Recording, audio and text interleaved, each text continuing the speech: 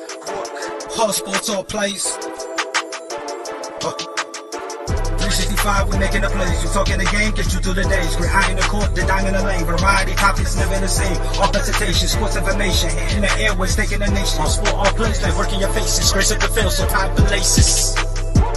Hard sports all plays. Network. Hard sports all plays. Network. We on top of our game.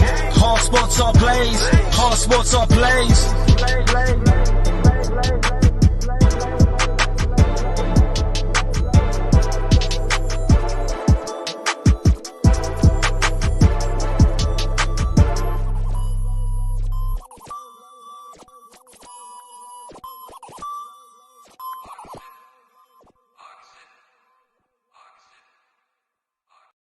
Suzanne's Paparazzi Jewelry, 24/7 shopping available. 160920 is the code. Show her some love, like she showed us, from all of us here at the ASAP Network.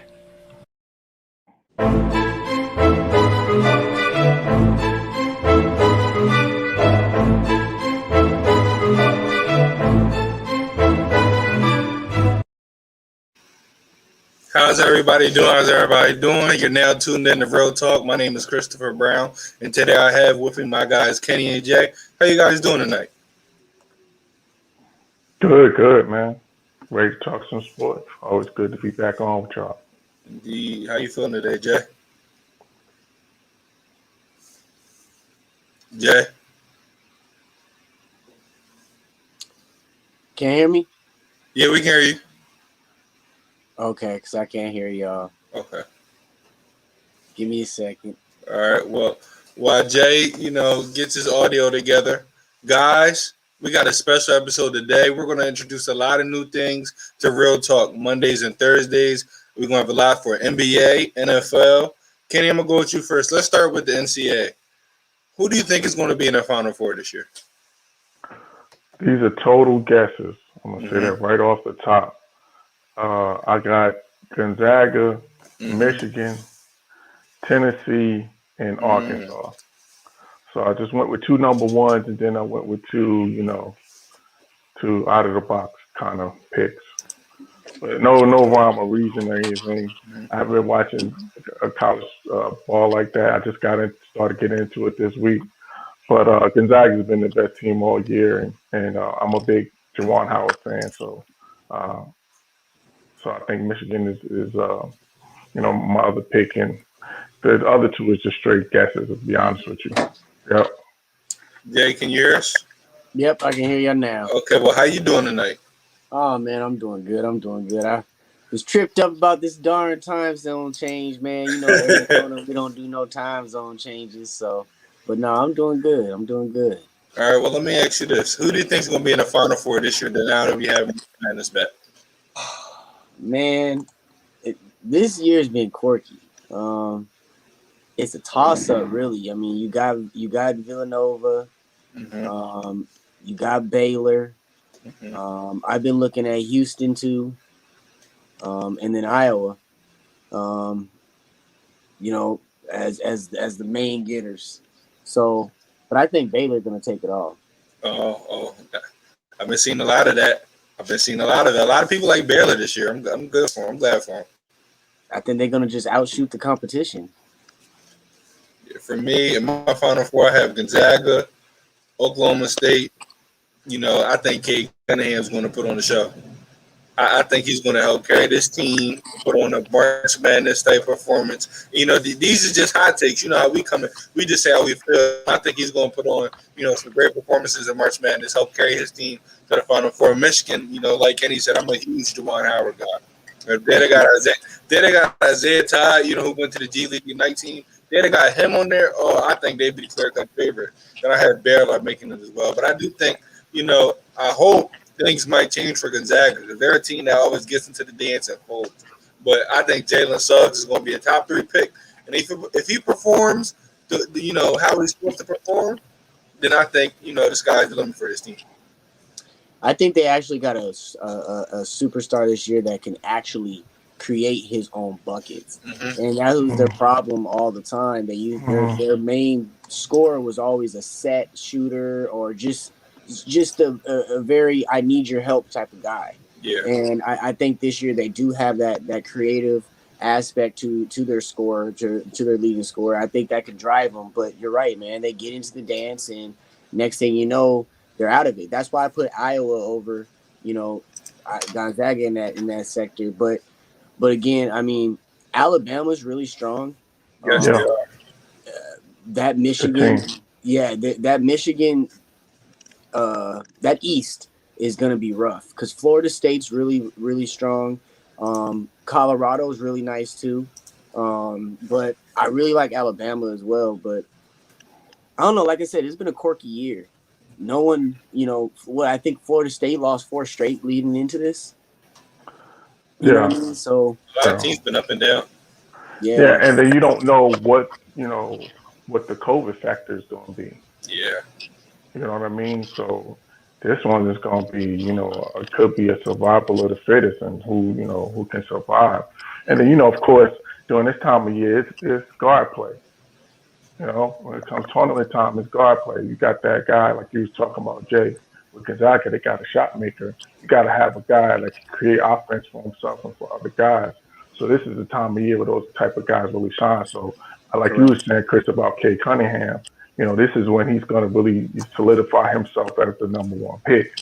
So I'm excited to see him play. So it's going to be a fun couple of weekends. You see some new superstars come out of here. See some new superstars. March Madness, it's the time for these guys to put on performance. Dante DiVincenzo a couple years ago in Villanova, he's put on a performance in that championship game. He put on so good of a performance that it, boosted him up into the first round. That's right. High in the first round. So I think last year it took away from a lot of guys who might have either went second round or didn't get drafted. There was a March Madness. They was going to be able to bolster their, draft stats. I mean, let's be honest. Kemba Walker, his whole career is based off of cardiac Kemba. You know what I mean? So his whole career. So and look at Steph Curry. So this is the time where and this is one of those years where we might see somebody like hats off to my Grand Canyon University out there. GCU made the tournament for the first time. I think they just became eligible 2 years ago. So that it's time. It might be one of those years where somebody like that squeezes into the Elite Eight that ain't supposed to be there, because, like I said, it's been a quirky year, and this is the tournament that develops into the superstars of our future. So that's what we're looking for in this. Yeah, we're gonna see it. I can't wait. Yeah, no, the other thing I was looking at too is teams like Illinois is getting the 1 seed. I don't think they're that strong, to me, honestly. That big boy is a load, though. Yeah, he is, but he's a load. But I think Alabama is going to be a hotter team coming in. You know what I mean? No, they are. So I'm looking at the ones in the 2 seeds, and they're not as dominant to me. I mean, Iowa and Gonzaga, if they come down to a showdown, I might go Iowa on that. Like I said, I like Garza. Yeah. Man, I like Garza. I think if he performs, he can, boost himself up. Because I look at a lot of my drafts, and they got him like 20 to 30 in some second round. Ridiculous. Which is ridiculous. For me, I talked about this yesterday on a college basketball show. If I could think of a young team to get him, I want it to be, either the Hornets or the Pelicans. If I'm thinking it more the Hornets than anything. I think Hornets don't go to the Pelicans. We don't need to send no more. They don't need it. But if I'm thinking a young team or take the Pelicans out. Thunder maybe. Thunder. If I'm thinking that'd be nice. After that young core. Yes. No, who needs some help, and that he'll help him out for real. Is De'Aaron Fox. Yeah. Oh, Zach. Yeah. I would like to see him in Zach. But I don't get the NBA. Look, you got a footer that can do what he wants. How is he dropping that far? I don't get it.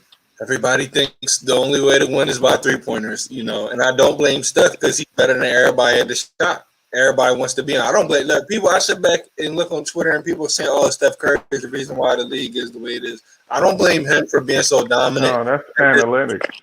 That's exactly. That's the analytics. The analytics says you need to shoot threes. But we all remember when the Rockets missed 27 straight three-pointers, that cost them the game. So you don't always need to follow the trends. You need to do what works for you. You need to play the game of basketball, and even the football, baseball, analytics. And I know we talk about it sometimes on the show. Analytics can ruin the sport, ruin the team, because their mindset is going off stats, not how to actually play the game. And that's the other thing. I mean, I don't know what it is. We always talk about the eye test. I don't know what's wrong with these dudes' glasses. They need to be banned because the eye test, they ain't using it. It don't seem like, and especially putting teams together, like players, like we were just talking about the Knicks last week, about their bundle on their roster. I mean, you got RJ Barrett, you basically got 4 point guards. RJ is really a ball handler, if you ask me. Then you got Knox, who wants to move around with the ball, who's better off the ball, but doesn't want to do it like that. Like they don't put these. I don't know if they put their eyes on these people to see if they would even coordinate when they draft them. They just be off the board. So, especially having what's his name down there that far, that's ridiculous. He should be in the top 5. Period. To me, he definitely should be a lottery pick. But it all depends, on which teams draft him. But we're going to, jump to the NBA a little bit later. Let's switch it over to the NFL. Let's do our thing. NFL hot take. Kenny, I need you to bring the heat. NFL hot takes. What you got? All right. First of all, Freddie, I'm wearing this jersey just for you. Let me address that first. And just let's just address that the Giants are the worst team in the division. I don't care what it says. Y'all went, Well, that's okay. He'll switch to the Packers. Aaron Jones is back. So yeah. But anyway, my hot take is this: the New Orleans Saints will be a 2-quarterback team next season. They're gonna buck the trend, and the whole if you have 2 quarterbacks, you don't have a quarterback. Sean Payton's gonna go outside the box and play 2 quarterbacks next season for the Saints. Okay, we're definitely going to talk about that. Almost right after these hot takes. What you got for me? My hot take is the Baltimore Ravens need to be on red alert. They got players leaving left and right. It's the one. And if you don't watch it, them Cleveland Browns are going to take a strong hold in that division next year. And they're going to win it, and they're going to have the Baltimore Ravens looking in like they made the bad pick with Lamar. So I really need them to help out Lamar Jackson so we don't hear no bunch of heat for him next year, and they need to make some moves. That's my hot take. Yes, man. They definitely need to make some moves, My hot take is that the Indianapolis Colts are going to sign Kenny Golladay. He's a wide receiver that he might not be in the elite classes of, in people's eyes, Devontae Adams, D-Hop, Julio Jones. But a number 1 wide receiver is still a number 1 wide receiver. And if you look at the Indianapolis Colts team, and another weapon to that team is not going to hurt. And so if you can get a true number 1 wide receiver, or you got Michael Pittman, Jr. coming up, you don't know what's going on with T.Y. Hilton. You don't have the strongest tight end for it. But if you can get a true number 1, a guy that's your quarterback who is going to be, his first year with the team, somebody he can trust, I think that's going to help this team in the long run. When I look at their cap situation, they have money. They have money to spend. Now, are they going to sit back, sit on their hands and let all these good wide receivers, all these good pass catchers go by, or are they going to go be aggressive? I think if you want to win, especially how that, we about to talk about the teams in the AFC right now making these moves, you got to go all in on the guy. I think they guys can go. But let's move right along. Kenny, you talked about the New Orleans Saints. Talking about the 2-quarterback system. Their main guy, quarterback for 15 years, Drew Brees, just retired. What's your thoughts on that? Should he retire or should he have came back? I know everybody real talking knows how I feel about Drew Brees. I'm not going to disrespect the man when he retired. I think it was time. As the saying goes, Father Time is undefeated, and we saw him starting to slip. Although 24-6 is nothing to sneeze at, but like I said in the playoffs, it was time to make a play. He just couldn't make a play, and normally, the Drew Brees has been the guy that when it comes time to make a play, he's been able to find a way to make it happen on offense for the Saints. And I just think it was, shucks, man, that's 20 years. That's a long time being an NFL quarterback. And he's had a great career, Hall of Fame career, no question about it. And yeah, I just think it was time. It was time for him to retire. Yeah, I definitely agree with you. It was time. I felt like if that injury in the regular season didn't happen, maybe we would have saw. I'm not going to say a bet like Drew Brees from 10 years ago. I don't think Drew Brees' performance we saw in the playoffs would have been as bad because he had broken ribs. He had injuries. He honestly, I thought he was going to be done after those injuries. I'm like, there's no way he's coming back. Yeah. All those broken ribs from all that, and then you look at the report of all the injuries he played through the season. I'm like, there's no way he's going to play through that. So I commend him for playing through it, but I'm glad that he retired because his best years were behind him. And I think it was time for him to, lead the game of football behind before he does more harm, not only to him, but his. So, Jay, what do you think about Drew Brees' retirement? I mean, like we had talked about off the air, man. I don't want to disrespect the man. He's a legend. But it was time. And, going to the same thing with Phillip Rivers. It was time. When these guys get to, that point in the season, 16, 17 weeks straight of strenuous throwing, training, getting those bumps, their body can't handle it. And mentally they're there.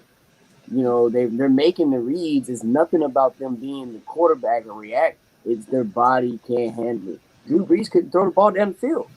Like, he could not get the ball down the field in that playoff game.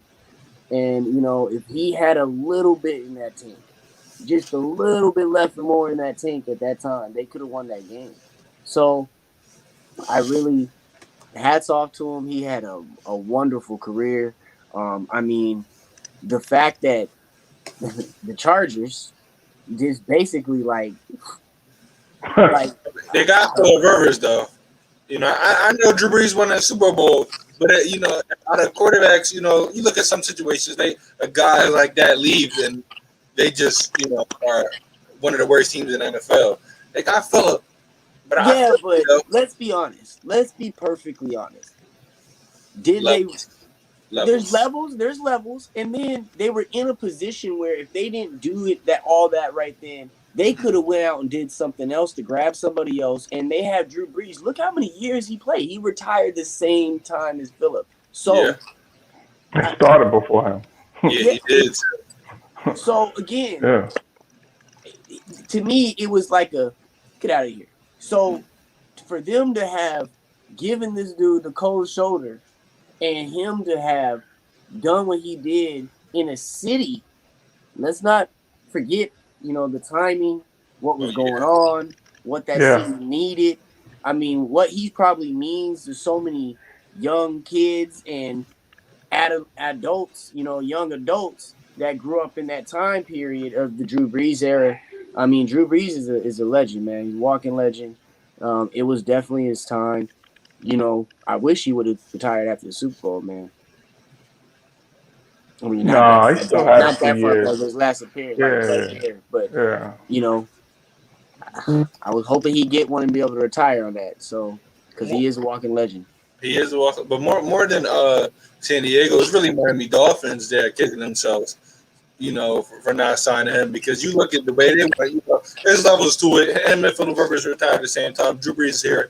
Phillip maybe here, but the Dolphins quarterbacks, you can't even see where I'm ranking them. That's honestly how bad, and that franchise ended up hurting because they went through a string of quarterbacks. They had some talented guys, but nothing stuck more than 5 to 7 years. Well, remember that Drew Brees was coming off a big injury at the time when he was a free agent. So the Saints took a risk. But that's just what makes the legend of Drew Brees so much better. I mean, they shoot him away. He came off of Tommy John. Like, who does that in the NFL? You know what I mean? So he came off the Tommy John and he had a Tommy gun. So, that Miami Dolphin thing is a big thing though too, because you look at them, they had Tannehill, and look what Tannehill's doing in Tennessee, man. And it was always like, all right, give Tannehill some more time. But there has to be something going on in that QB room. Mm-hmm. That QB room has to That's be a just trash. franchise because Yeah. it's They a had bad franchise. coaching, bad Yeah. management. It's just a lot of things went wrong. Like it was at a point where I remember they got sued. Tannehill was looking good. It was at a point where you said, okay, you know, they got some Pro Bowlers. They're looking nice, but it really just all went downhill. That's when yeah.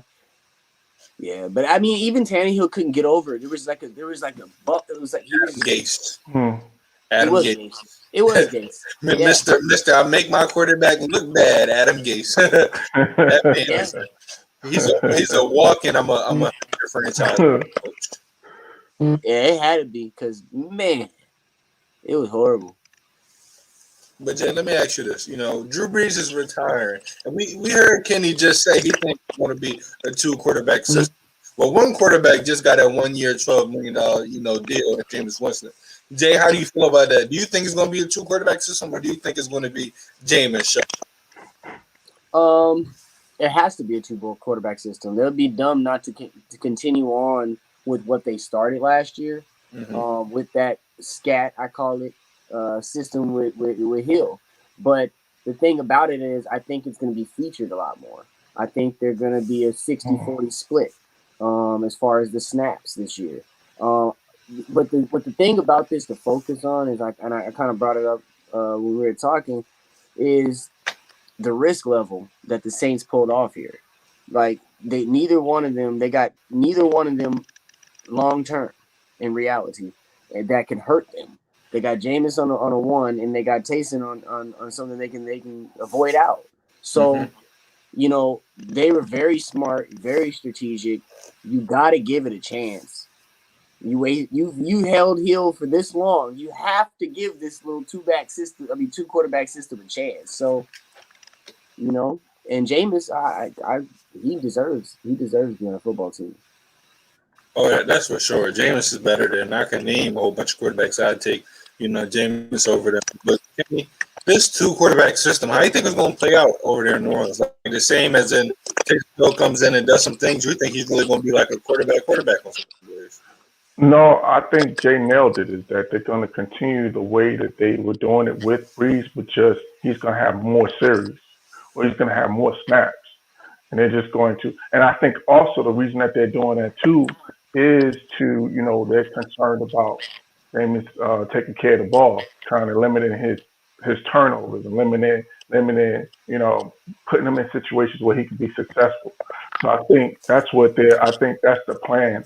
And like Jay said, it's a very smart plan in terms of keeping their options open because, you're transitioning from a Hall of Fame quarterback and they literally have a bridge right now, like a 1-year bridge to go, and to evaluate it to see if that's what they want to do long term. Let me ask you this, Kenny. Do you think that's going to kind of backfire? Because Jameis Winston is a competitor. He is a competitor. It absolutely can. Absolutely can. Because what happens if Jameis starts rolling? He starts rolling and then, and Sean Payton is a great offensive, play caller, great offensive, scheme of offense. So what happens if he starts rolling and has a 300-yard game and 3 touchdowns? Then what? Then it's back to it's back to the gadgets and a couple of plays here and there for Taysom Hill. So it definitely has it could possibly backfire for sure. And the other part that scares me too is like what you said, like, all right, we want to limit Jameis turnovers and all those situations. But to me, as a competitor, if you're taking me off the field and putting somebody in my position and then putting me back on the field, when I get back on the field, I'm trying to show out. Yeah. Sure. Yeah. But it could be both. Because Taysom could do the same thing. Like, when I get this ball, like, I'm going to make a play every time I touch the ball so I can be on the field even more. So that's going to be the dilemma. Like, he's literally going to have to feel, the flow of the game to see how he's going to work that out. So that's going to be a great challenge for Sean Payton. Yeah. At least they got the coach for it. They got the coach for sure. And it could be a dilemma, but it can also be a blessing in disguise because if one get injured, you got a quarterback that you can trust. If Jameis get hot, you got a quarterback that you can feel like, oh, he can't really throw that ball. And Taysom, he's going to, and say he gets hot. say his arm gets better. Now you got a dual threat type of quarterback. So now, some teams have no QB. He has two that he's trying to scheme with. So I think he's in a better position. Yeah, he's in a better position than a lot of teams are that really have a question mark at QB. So see, here's the other thing: they can go in the huddle together, and Taysom can come out as the quarterback. Mm-hmm. So that's what's gonna make this offense, like we said, they got Peyton because they got the coach for it. So that's what's gonna make this offense kind of enjoyable to watch in the first 3-4 weeks of the NFL, to see how they're gonna work this out. Are they gonna tease people until we get later into the season? Like, what are they gonna do? So it's gonna be good to watch. It's definitely going to be good to watch. Let's talk about another team that's making some moves, the New England Patriots. How do y'all feel about Cam Newton re-signing to the Patriots? I'll go first. I'm glad he did it. I'm glad he did it because he's in a winning culture, second year back in the system with coaches he's spoken highly of. And we're going to talk about some of the moves that they made, but they made some great moves. They got wide receivers and Agholor and Kenny Bourne and some other defensive weapons that they got. But and the tight end too. And the tight Jonnu Smith, which is a upgrade. We dive more into that. But just speaking on Cam Newton by himself, in my opinion, I'm glad he did this because he's going to show people that he's a good quarterback, in my opinion. So I'm taking Cam Newton over a lot of guys that's getting paid hundreds of millions of dollars. That's just how I feel. I'm strongly about Cam. I think he still had it, and I think if he didn't catch COVID this year, we might be talking about a Patriots team that snuck into the wild card spot. The Patriots team that was number 2 in that division. So, Jay, how do you feel about Cam Newton re-signing to New England Patriots? Well, first of all, thank you, Robert Kraft, because there's no reason Cam Newton should spend a week on free agency. There's no reason Cam Newton should be available for 2 weeks. That this dude should not even be hitting the market. This guy is better than, like you said, majority. I pick him over a lot of the people making hundreds of millions right now. So, and one thing that, we talk about the eye test and we talk about all that. Heart is something you can't buy and you can't build. Mm-hmm. You either have it or you don't. Mm-hmm. And Cam Newton crying and pouring his heart. He fought. He gave tears, real life tears in public. What you do behind closed doors, we don't get to see. He gave it in public. And, he fought for that contract. And I think he deserves that contract. I'm happy he got that contract. Now, as far as the New England Patriots, they're now rewarding him to me. I see the moves like, man, these dudes ain't playing. They have money to spend and they spending it. So I commend them on that. Absolutely. Man, no, but they're making the moves. Cam deserves it. And I think they give him some help this year. Like you said, they were going to sneak in. They were supposed to sneak into that wild card last year. But you give him some help and they win that first round game in the playoffs. So we talking about the Patriots team in the playoffs that a lot of people don't want to see. I think I'm gonna save my thoughts on the Patriots for some hot takes coming up. Some nice hot takes for the Patriots. But Kenny, what you think about Cam Newton re-signing back to New England? Well, I'm gonna say that it was his only choice because I and I said it as one of my hot takes that he wasn't going to be a starting quarterback. So I think that this was his only opportunity that he knew that he was going to have a chance to be a starting quarterback. And it's just a 1-year deal, so they didn't actually, really commit to him. They're giving him an opportunity. So I'm glad he's got an opportunity because he deserves the opportunity. Like y'all already said, he didn't, he came in with a stacked deck, didn't have an off season. He didn't get a chance to, really get acclimated to the system. And, dealing with COVID and, having that stop and start. So he'll have a full off season, a full chance to really get comfortable with the system. They, now they know how they can use him. They know his strengths and how, the things that work with him and things that don't. So, and they actually gave him some offensive talent. Like he did not have any offensive talent in terms of wide receivers and tight ends this past season. So they've upgraded the talent. So I'm excited for him. I want to see him do well. So I'm just glad he's gotten this opportunity. I'm definitely got this opportunity. Speaking of some of the talent that they signed, I talked about it. Nelson Agholor. First of all, I'll be honest, he has no love in Philadelphia. So I'm not going to speak on Nelson Agholor like I'm a huge fan of him. He has no love in Philadelphia. Once that, but he's an upgrade to what they had. And I was going to, I just had to talk about how bad he was in Philly before I could. You know how New England goes, man. They're looking for a possession receiver. Nelson Agholor is going to have probably close to about 80, 90 receptions next year. Mm-hmm. He's going to be used differently than he's ever been used before, and is actually going to fit Nelson Agholor. I think this is going to revive his career, if you ask me. He's going to be looked at totally different 3 years from now. In fact, his Philly years are going to be forgot about. They're never going to. When a guy comes out after saving babies, it says, because they had, it was the thing that came on the news. They had to throw babies out of, he called him. He said, I actually caught these babies. Looked in the camera. Unlike Nelson Agholor. Once somebody says something like that about you, you're done. You're never drop another pass. Hey, you guys are going to hurt forever. But the rest of the NFL, we going to forget. Yeah, for sure. Well, I mean, if he plays well, it all will be forgotten in New England, that's for sure. But keep in mind, too, Boston is a tough place to play as well. So if he's not getting it done, we will hear about it. $13 million a year is gonna catch some boos if he don't do more than 48 receptions. He had 48 receptions and 896 yards last year. He gonna have to do more than that. I'm gonna talk about. I mean, he got to do more than that, but that's a way better upgrade in my opinion from what I've seen him do over there in Oakland. And I think if he can bring that in New England, now that's a weapon that they need in Philadelphia. Yeah. Go ahead, but still, he gonna need to do more than that. He's $26 million. Yeah, he's definitely gonna need to do more than that. But you still got Edelman there. Exactly. So he's still gonna slide as that. Probably gonna be guy. He's gonna be a deep threat. Last year he was a deep threat with the Raiders. I think his game is evolving from fully being like a slot guy, possession guy.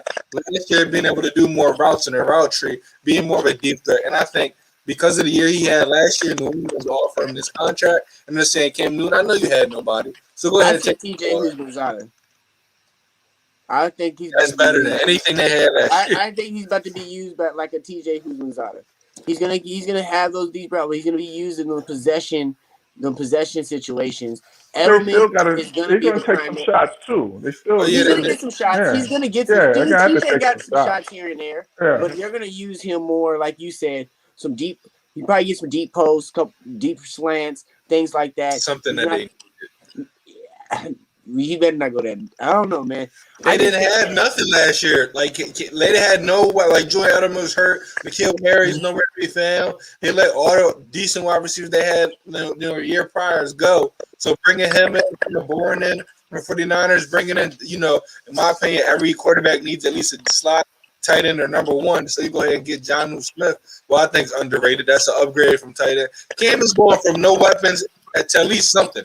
I'm not saying he's getting the, Tom Brady type weapons or the Patrick Mahomes type of weapons, but I'm saying when you go from nothing and you already, people have question marks about the arm, but you're still able to have some decent performances, and now you have something, they're building. Not saying these guys are all number ones, A+, but they better than what they had, I think, especially last year. Well, I mean, number one, upgrade.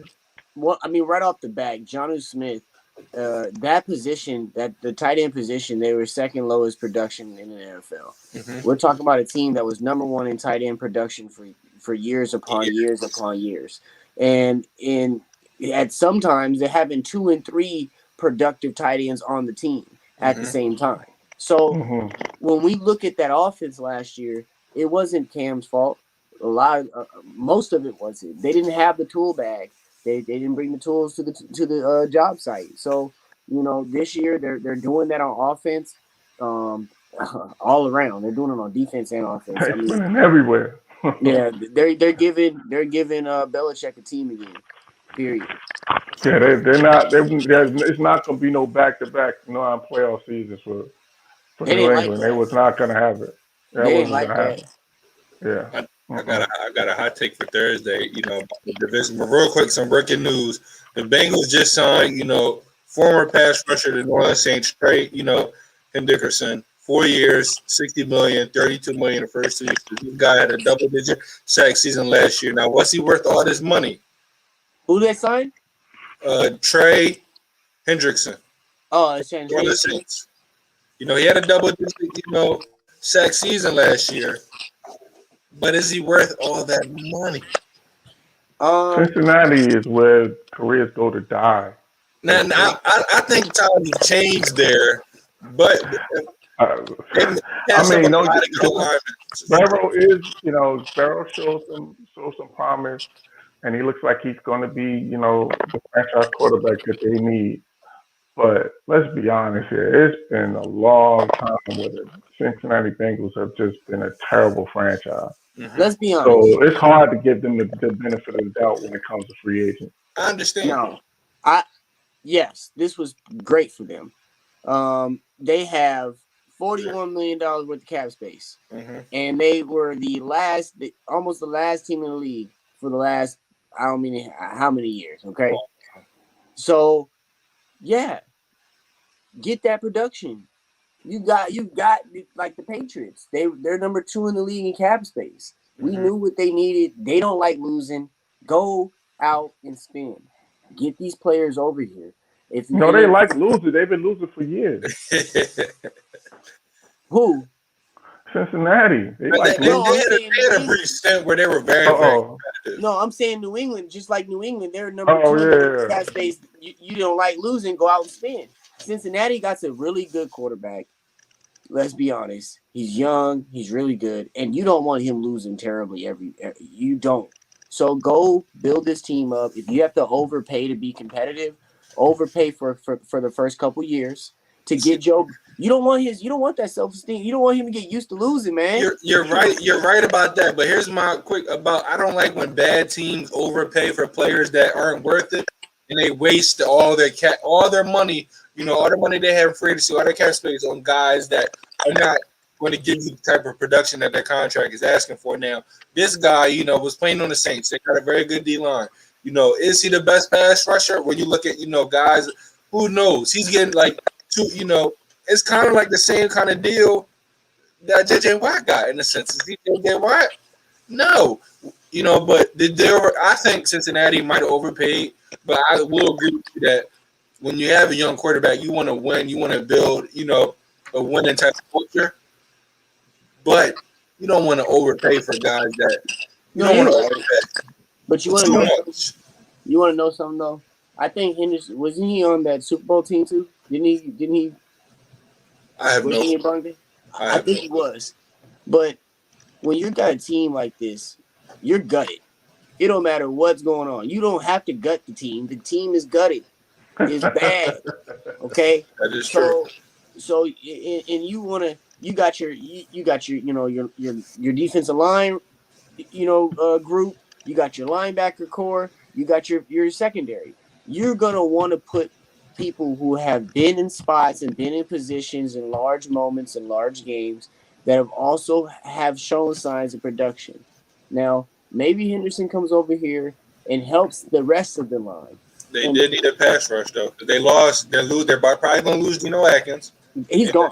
They lost Dunlap, so they're going to need somebody for some production. So that's why I'm not mad at what they got.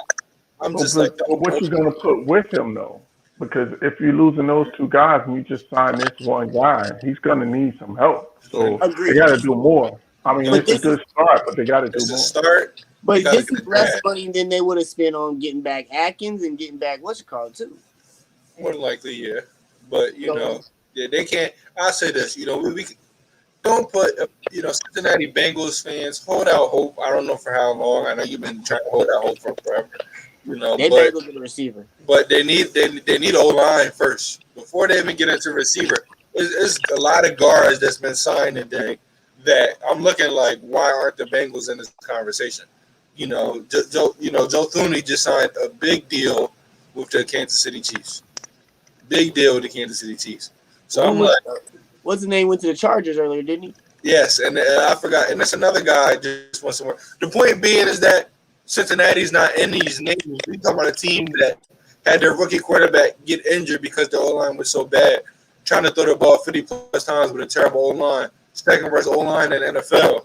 So I understand you want to, pass rushing side is the big thing in the NFL. But I'm looking at the opposite side, like, man, he's Got to expected protect to that franchise QB. got to Right. protect that franchise QB. If I'm Joe Burrow, I'm on the phone right now. Like, yo, they went and helped out Herbert. I need Mitchell Schwartz. I need Mitchell. I need all of Patrick Mahomes' old offensive linemen. I need Eric Fisher and Mitchell Where is Schwartz. Eric Fisher? Both of them. Yeah. Give me both of them. Straight up. But let's talk about another team that just made a move in free agency. Packers re-signed Aaron Jones. Now, remember last week I said Aaron Jones was on the move. Now, I'm glad that the Packers were able to keep him because he, to my opinion, is their second best weapon at running back. I think you need a running game, but the question is, will they utilize him? Because they got 3 running backs right now. That's why I thought it was a foregone conclusion that he's gone. But bringing him back, he's obviously the best at best out of the bunch. I just hope they use him right, and I hope they utilize his talents because don't waste Aaron. You talk about wasting a career, don't waste Aaron Rodgers' career even longer. I'm glad that you signed a key guy. Where's that money being spent at the wide receiver position? That's how I'm thinking. But Jay, how do you feel about Aaron Jones re-signing with the Green Bay Packers? It was a great move by the Green Bay Packers. Losing Aaron Jones is losing the only other weapon that's keeping any type of heat off of Devontae. So, you have to keep him. On top of that, we've been talking about all this running back and forth about Aaron Rodgers possibly leaving if he don't get what he wants, and all this back and forth. Well, if he leaves, you're gonna be running the ball a lot. So you're gonna need a running back. You're gonna need a couple of them. So, but the other thing is you got trade chips now. Now you got one of them other running backs you can trade off. The Cardinals need a running back. I can name a few other teams that need some help out there. So it's a great move for the Green Bay Packers. Great. Now for Aaron Jones, I honestly, myself, I would have went somewhere else. They got 2 running backs already. There's some stuff going on in the locker room. The franchise quarterback at that is talking about he ain't that happy. I don't know if I want to be in that situation because if Aaron leaves, I promise you, the day Aaron Rodgers goes and says I want to trade, Devontae Adams is walking in the door right after him. Promise, guaranteed. So I wouldn't be surprised. You know what I mean? So I would have, if I'm Aaron Jones, I would have went somewhere else. To be honest with you. No, I definitely agree. To me, I would have went somewhere where I knew I'd have got some carries, and I'm not, and that money. And that money, you're going to be splitting carries more than likely wherever you go because a two running back system to me is the best system. You don't want to overwork a running back, especially if you got it. Place where he wouldn't have been splitting no carries. What I mean splitting carries, I mean we all know where you other places. Cardinals to me, Buffalo would have been not even here. Buffalo. That's let me talk about. I mean splitting carries. I don't mean 50-50. I mean 80-20. You want to need a break at some point. Yeah. A change of pace, guy. Yeah. They don't got much, man. They have nothing. That's why. Remember, that's why I said I wanted him and AP to go over there to Buffalo and go compete for a championship, especially him because you talking about a guy that he's going to be a pass catcher out of the backfield because let's be honest, it's Stephon Diggs and a lot of decent got Cole Beasley, Gabriel Davis, but they don't got a lot of dominant. They need a running back. I thought for me, I would be going to Buffalo to get the most production. And you can't say you're going to, you're in the same type of weather. Green Bay, Buffalo, you're cold. So, I thought you go to Buffalo, and you win a Super Bowl. That team is Super Bowl bound, and you go to Buffalo. Man, I don't know about that. I think they would. I think they're trending in that direction. But they're trending in that direction. But Pat Mahomes is still in Kansas City. So let's not punch the ticket. If they had a running back, that game in Kansas City would have been totally different. I'd say I don't know. I don't want to say it'd be different. I would say it'd be closer. I still think the team that beat the AFC it's still going to be the Kansas City Chiefs until somebody leaves. Kansas City's a better team, obviously. And I think Aaron Jones thought that he was that was the better situation in terms of the whole offensive package. Like Aaron Rodgers is in terms of with Aaron Rodgers and with Devontae Adams, that big three, like that's a serious combination. And I think that he tweeted, let's run it back. And I think that's what he felt like he had some unfinished business. And they felt like, they should have went to the Super Bowl this year and blew an opportunity. So I think he wanted to come back as well. I think Green Bay felt like they had to sign him back or else Aaron Rodgers was out the door. They had already not, taking away another weapon, letting another weapon walk out the door. I think Aaron Rodgers would have been right out the door, right behind him out the door. So I think that played into it too. He's going to be out there with a kicker as his best player in a minute. honestly, you can't have a guy like Aaron Rodgers and not have a lot of weapons around him. Because, like you said, if Aaron Jones leaves, it's only a matter of time before A-Rod leaves. If I'm Devontae, it's like, do I want to sit here with this young guy, Jordan Love? I'm trying to get up out of here. Try to grow with this guy. Yeah, it would have been a whole domino. Devontae gone. Devontae's gone. NFL is getting that NBA aspect where it's a lot of player mobility, which I love because a lot of GMs suck at their job. A lot of GMs ruin. After what we talk about a whole different sport, but after what Baron Davis said about Dan Gilbert, him his contract, him trying to leave Dan Gilbert, trying to stop him. There's just a lot of more things coming out with GMs that kill player careers. They suck at their job. And I'm tired of it. So I love player mobility. I love players going to the situations because 9 times out of 10, I'm liking what a player does. And the NFL don't guarantee contracts. So whatever these guys got to do to secure their future, I'm all for it. Absolutely. In a second, we're going to be having LeBron James, the NFL, going around in a minute. Good for them, man. They need that power because they don't have no front offices have all the leverage with those guaranteed deals. Yeah, and it's hard to build in the NFL anyway. But getting a lot of talent on the team is something I love to see. The best example of a quote unquote super team would have been the Buccaneers this year. They had that was a super team. That was dead. That was a super team. It was like the Lakers. It was like the Lakers when they got Gary Payton and Karl Malone, but it was a super team. They just happened to win. Speaking of Buccaneers, let's talk about. They signed back Shaq Barrett, man. How important was that, Jay? Getting back a dominant pass rusher in Shaquille Barrett. It's huge, man. It's huge. You want to help, and people may not understand this, but you want to help Tom Brady as much as you can. Mm-hmm. And having a dominant defense is gonna be one of the best things. I mean, look at if they can build. That defense was getting really, really, really, really good at the end of the season. If you keep most of that unit, plug in a couple players, Tom Brady's able to pilot the ship to where, he can keep them off the field, control the game, keep them rested up. That defense has a chance to, be really, really tough. And if not the top 3 defense of the league next year. So signing him back is really big coming off that Super Bowl win. Yeah, I definitely agree with you. Because for me, the Buccaneers defense, and I said it going into the year, they have arguably the best front 7 in the NFL. He's kind of one of the most important guys, of that front 7. To me, is a bonus. Also, like you said, you have to help Tom Brady. I said it from the wild card game to the game against the Saints. Every single game, I said, listen, the defense is winning these games. Tom Brady's having some good performances. I'm not going to take away all the credit, but if you take away a dominant defense, is Tom Brady still beating the Packers? Because the Packers were arguably the best red zone in the NFL, and they only had 6 points. I think they had 3 possessions there. Tom Brady defense, it saved them. Defense is what changed the game versus the Saints, man. That's why Drew Brees. That's why we got to see him get exposed because he couldn't throw the ball. That defense, and I think. That front 7, that back 4 is not looking as good because they got a good young back 4, but not the best. So, if their D line is not getting pressure, I think some of those DBs getting exposed. Yeah. Some of those DBs getting exposed, those teams are scoring more points. That means Tom Brady throwing 3 interceptions in like the 4th quarter, and he's going to lose the game.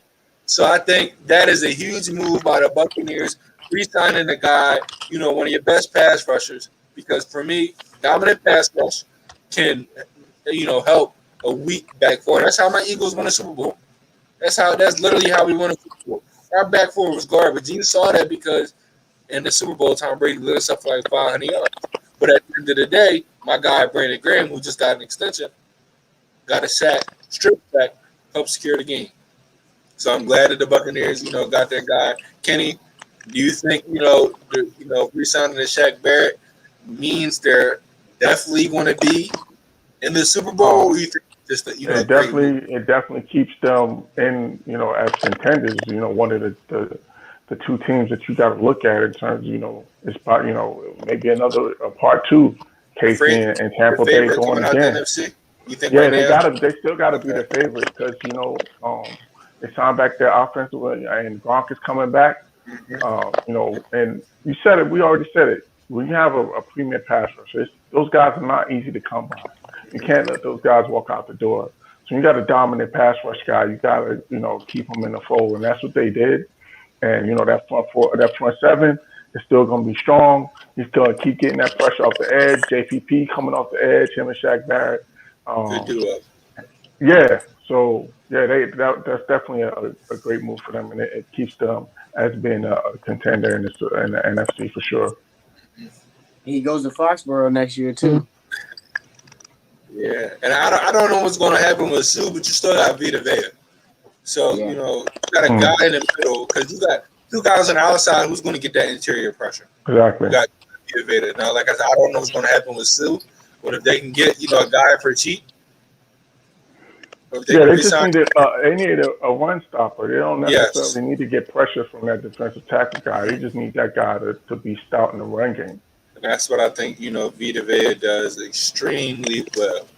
Extremely well. But I want to talk about the New York Jets real quick. Do you think they should either, one, trade Sam Darnold, Jay, or two, trade the number 2 pick? What do you think they should do? They have to. If you're trading the number 2 pick, your quarterback's Deshaun Watson. If you ain't getting Deshaun Watson, then you trade to Sam Darnold. Period. Because at number 2, you get the best of both worlds. I mean, the latter of the two. There's no really bad or wrong answer. I think with the top 2 quarterbacks in this year's draft, both of them have very, very high ceilings. Both of them have very good throwing performances in their camps, So I'm taking my chances with one of them, or unless I'm getting Watson. I mean, of course, if you can figure out something to get Russell Wilson out of there, but I don't think that's happening. I don't think that's on the table. What do you think they should do? Can he keep Sam Darnold, trade him, or trade the number 2 pick? I think they should. I think if they trade the number 2 pick, they should trade down and try to get some multiple picks to try to add some more talent. I did see that they signed Corey Davis as a wide receiver. So they needed a upgrade at that position. So I think if they're going to, stay with Sam Darnold, then they trade down and add some more weapons offensively to get them some more guys to work with.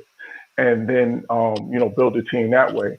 I honestly, I just don't think that he's gotten a fair shot. Like Sam Darnold, we have not given him an opportunity to see what he could really do with, some real weapons.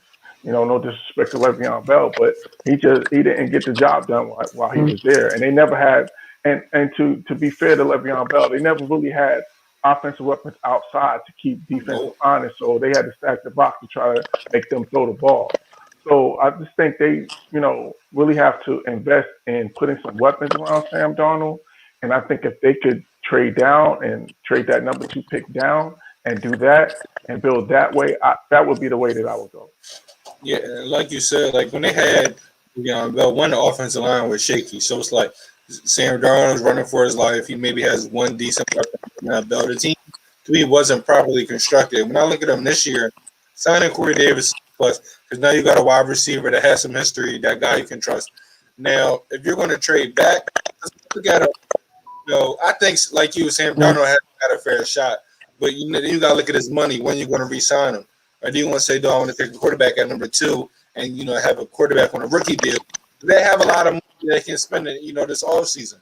So do you want to trade Sam Darnold, get a whole bunch of picks, draft a lot of key guys, and then go in free agency and make some splashes? Or do you want to go big time and go get a D-Wop or get a Russell Wilson? I think for me, that should be first. If I can get that done, I'm doing it. If not, it's all about, when do you want to be successful? Do you want to say, okay, we're going to take a step back. We're going to get a rookie quarterback on this deal. You're going to be able to sign more guys. But, the best time for me to build a team is when your quarterback's on a rookie deal. You look at a lot of teams that won Super Bowls, their quarterback was on a rookie deal. I think if they can do that, the Jets is going to be in prime position. But they're in a good spot right now. There's a lot of win-win-win situations. They got options. Right? They got a lot. They got more options than a lot of teams right now. If I'm the Jets, though, I'm taking this as an opportunity to go all in with everything because you've been locked down in a division that didn't have a way to the top, period. The Patriots had that thing closed. So if I'm the Jets, I'm going all in. If I'm going Kenny's route, I'm trading down. Which is not a bad idea right now. There's a few quarterbacks that, to be honest, looking at Sam Darnold and looking at a couple of these other quarterbacks in the draft, there's not much separation. Outside there's a lot of teams that would trade up too. Justin Fields or maybe Zach Wilson. There's a lot of teams, and we talked about Baltimore needing to make a move. And Baltimore could trade up and make some impact. And there's a lot of teams right now. Denver needs more help. There's a lot of teams right now that could trade up and go after another quarterback or go after a pass rusher or go after a lineman. So trading back for the Jets, I don't think it would be a bad idea because, like we said, there's other quarterbacks out there. But, man, they need to do something. And I think passing up on one of these top two quarterbacks with this division being open for the first time and seeing what the Patriots have been doing the first day of free agency would be a mistake. Yeah, for me, passing up on Watson or Russell Wilson is going to be easy. I love Justin Fields, but I truly feel like Sam Darnold has not gotten a fair opportunity. And the only thing why I say he might get traded is because the GM didn't draft him. And usually GMs want to draft their QBs. It's like I feel like there's not a lot of quarterbacks that can have a terrible O-line, zero weapons, no running game, and can make something happen. You look at Deshaun Watson; he had no O-line, no running game, but he had a very, very good wide receiver core, and he had spent time with good players. Sam Darnold's been in a terrible situation. I can't fault him. I mean, he's been inconsistent. Well, what consistency has he had around him his entire career? But at the same time, if I'm coming in as a leader and I'm driving the ship now, I'm throwing out the captain that has been failing. I don't care why he's been failing. I don't want him to be. For me, was the captain. But then if you throw him out, then you bring in a rookie into that situation. That's in the same situation. Same thing all over again. No, it's not. Because when we fail that first game and I go, yeah, we made this mistake, he's going to go back and he's going to try different. He's going to try in a whole another mentality than Sam Darnold, who's used to losing, who's going to be like, man, I just don't. He's not used to losing. He's been losing a couple years, not losing his whole life. He hasn't been losing his whole life, but I'm talking about where it matters. In the NFL, this dude used to getting smacked. But you sending a rookie quarterback from college into New York, into one of the toughest markets to play in. A guy that's never played pro ball. And if he loses, it's going to be worse than Darnold. You got to know that this guy is no question a no-brainer. It's got to be a no-brainer guy that you know. And I don't know that besides Lawrence, I don't know if any of those other guys are that. That's my point. No, wait. Are you talking about Lawrence and what? Lawrence is going number one more than likely. Right. I'm saying in terms of other than Lawrence, Fields, I don't think there's anybody else that has been projected as a can't miss. I think Fields, man. I really think. First of all, in comparison to Sam Darnold, I think Fields is a can't miss. If you got Sam Darnold and you got the option to have Fields, I think it's a can't miss. But the other thing is, and the Jets really sucked the soul out of their quarterbacks. And just like I want to look at Tannehill, look at, it looked like he was done in Miami, like the way he got beaten down them last couple seasons. Like it looked like he was done. And he goes to Tennessee, and now he's a stronghold. I can't name of a good quarterback that ever had a Jets uniform on. The sad thing is, the only quarterback that comes to mind is Brett Favre, and he's not even a New York Jet guy. So it's like Chad Pennington. Boomer Esiason. You got to go all the way back to like Boomer Esiason. And they never had a great QB at all, and which is not you're gonna go back to like Joe Namath, like they had Vinny Testaverde. They had some decent ones. They had some decent ones, but in the last 30 years, you can't name you look at a lot of franchises and say, they had one of the ones right there. You can't say that about the Jets. That's why these guys become a must. You can't pass up. Justin Fields, he's available. You can't pass him up. Lawrence, he's available. You can't pass him up. If you can figure out how to get Russell Wilson, you can't pass him up. If you can figure out how to get Watson, you can't. Those pass the him only two though. Like if you get more for the number two, right? If you're doing it for those two for Wilson or Deshaun Watson, then I'm okay.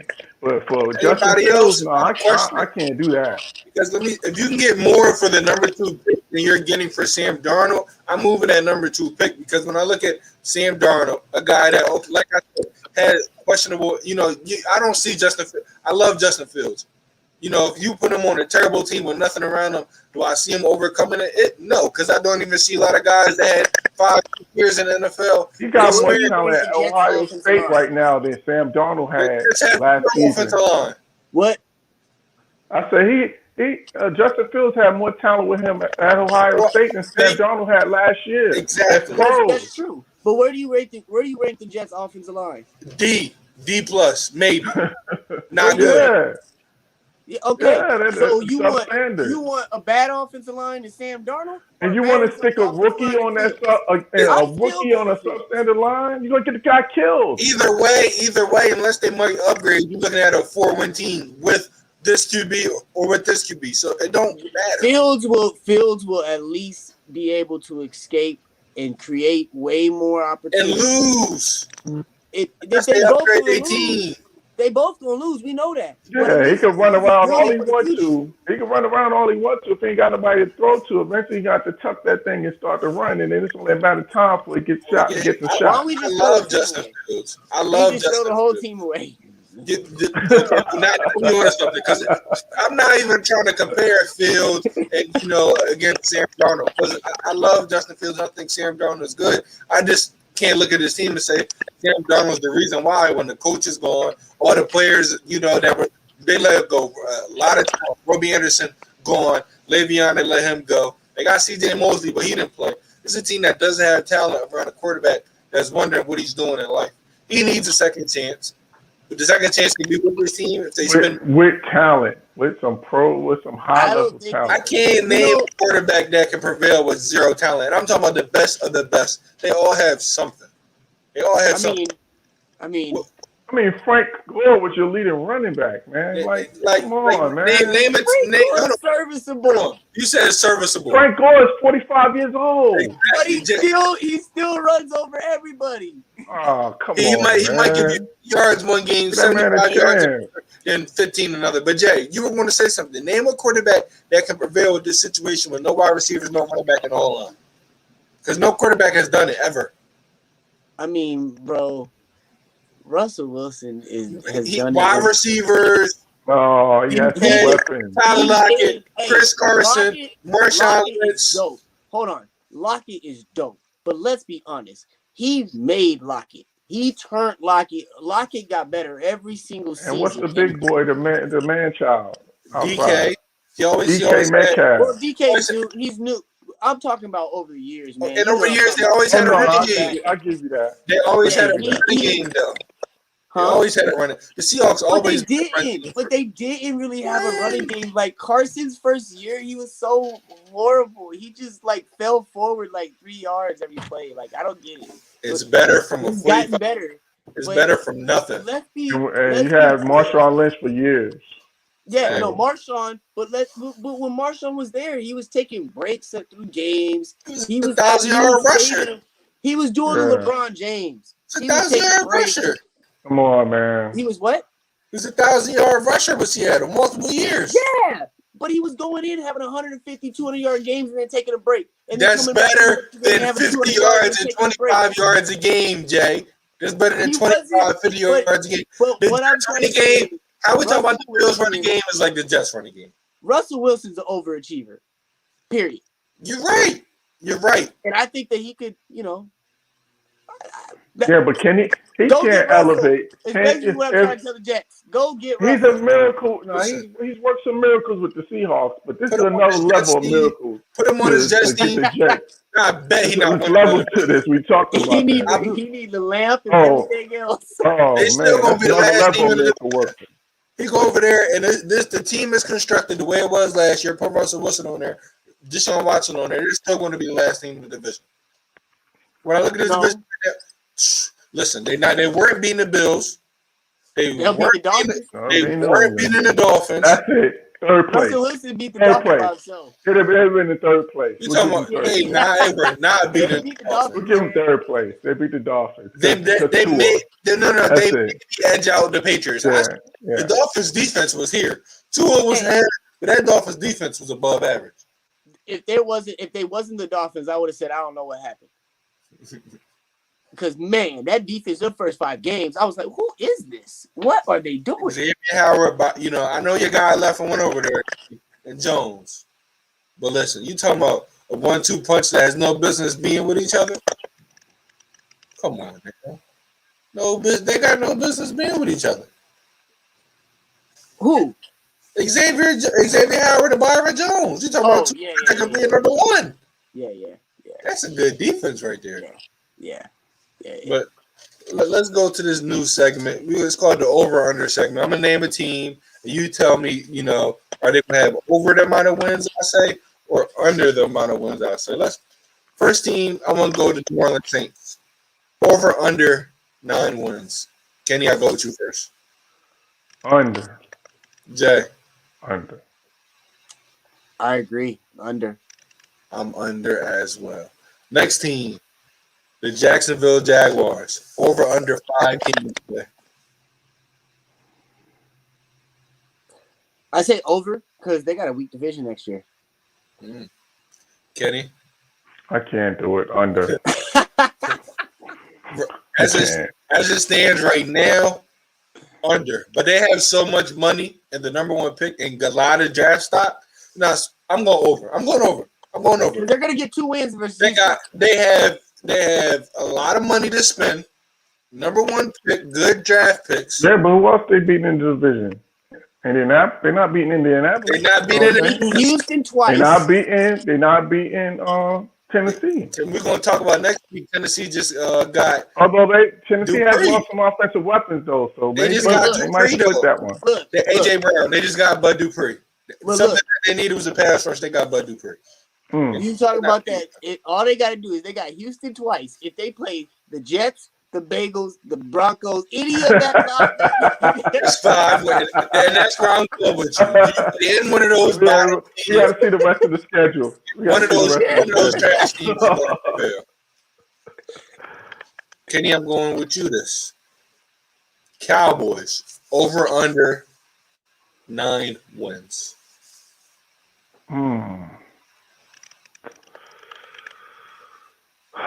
I gotta go, man.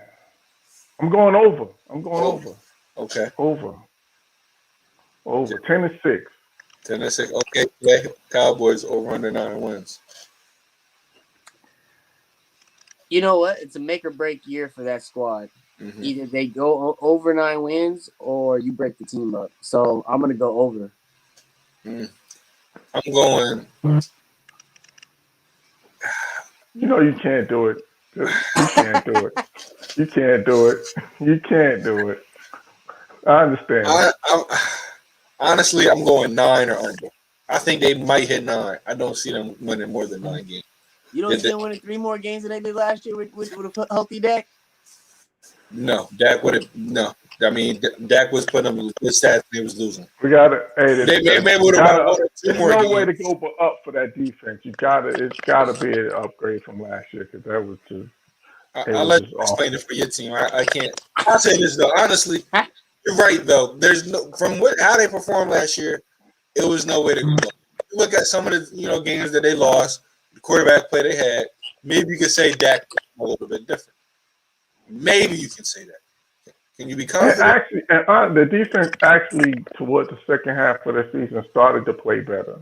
But I don't think the having defense. said that, they were playing so bad they could, For me, it was a combination of things. Since we're on this, I don't want to blame the coordinator as much as one. When you bring in a new scheme, new system, I feel like it's better to be in person learning it. So when you don't have time to be in person learning a new scheme, you're literally learning it each week, and it's going to have some time where it's up and down. And also, I feel like the personnel was bad. The personnel was bad and injured. A lot of top guys were injured. Mm-hmm. So it hurts for me to say this, but I'm talking from a sports journalism heart, not an Eagles fan heart.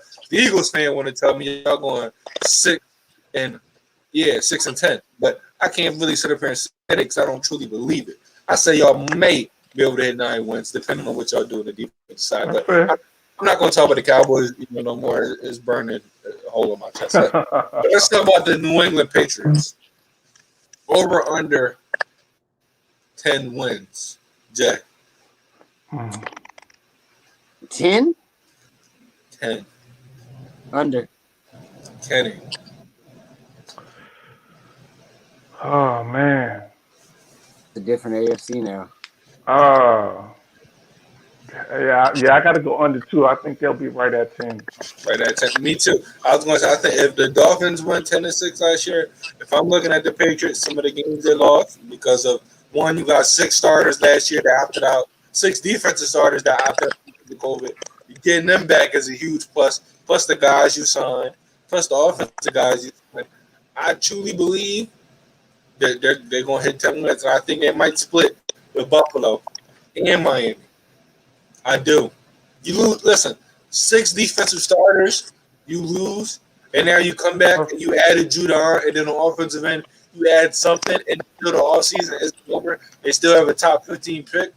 I think they're going to make big improvements. Now, I don't know, man. I just think that Buffalo's that unit growing, doing what they did last year, getting to those heights, and that young quarterback. Love Buffalo. And who did he lose to? He lost to the best, Patrick Mahomes. So I think that's going to really advance them this year. We'll see what they do at the running back position, and we'll have to revisit this exact same thing. I don't wait to see what they do. That's why, we being hot, but we throwing teams. I feel like a lot of these teams, you can tell, except for the Jags maybe in this next team. But when I look at the Patriots, it's like there's no way they go down from last year. No, they already got. I got them at 9 new pieces. 9 wins. That's better than last year.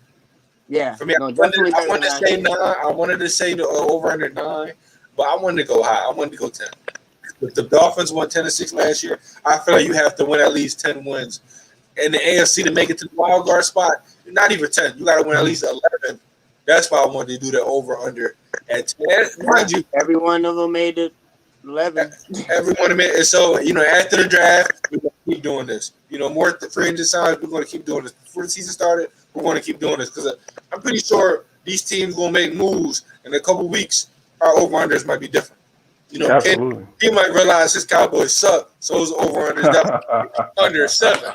But I'm not going to hate on this team because I don't even pay attention to what my Eagles do anymore. I just expect trash. But, the Jalen Hurts era has begun. It's begun. And, shout out to the Patriots on the Jalen Mills, the 4 years, $24 million. Was he worth it? What position he's going to play over there? I don't know. I'm going to miss him. But you got a guy that was a 7th-round draft pick that everybody thinking not to be here and was pretty decent. But last team for the over-under segment, the Las Vegas Raiders. Yeah. Over-under 9 wins.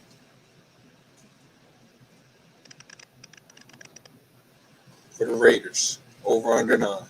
Man, that division. I'm gonna say over. Okay. Kenny, over under 9 wins. I'm gonna say under, and if it is under, John Gruden is getting fired.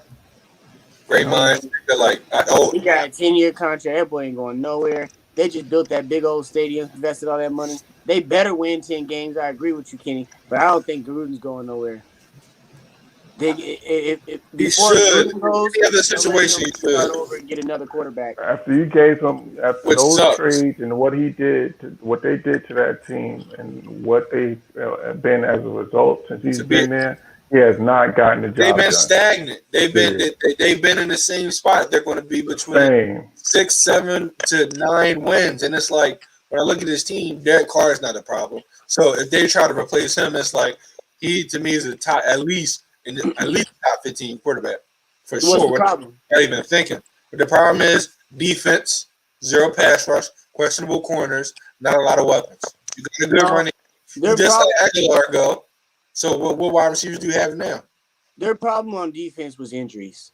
They have a very solid defense. They have a very nice secondary that hits hard, very hard. They're smash mouth in your face. Abraham busted his shoulder hitting somebody. In the second game.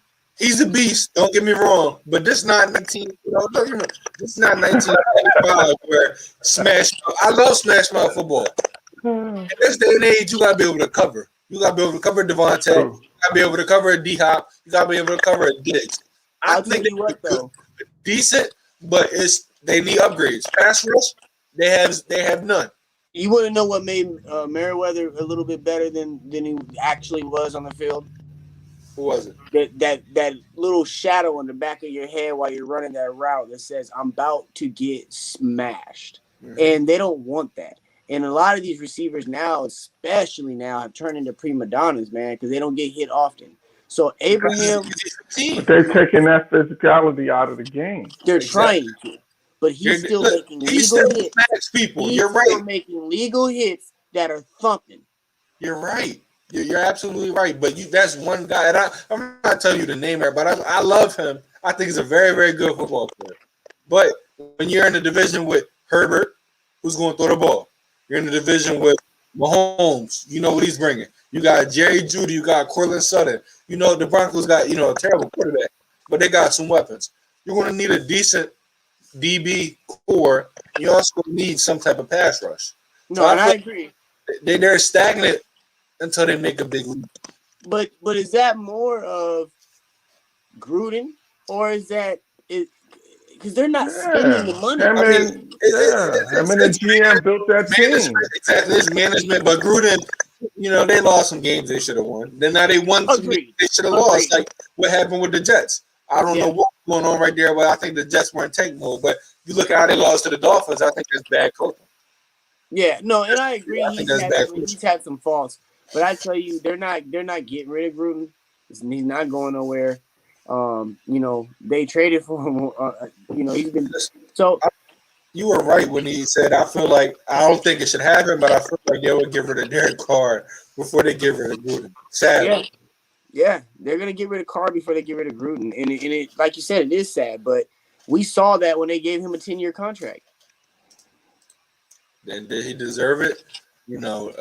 Listen, the question is still out there, but let's move on to the NBA. NBA hot takes. Jay, what you got for me? Oh, I'm so glad you picked me first. Hot take. My man Chauncey Billups is going to be the next head coach of the Atlanta Hawks. It's going to happen. I can't wait for it to happen. I'll be perfectly honest with you. I really want it to be Mark Jackson, but it's not going to be Mark Jackson. Nope. And I'll be satisfied with Chauncey Billups. That's my hot take.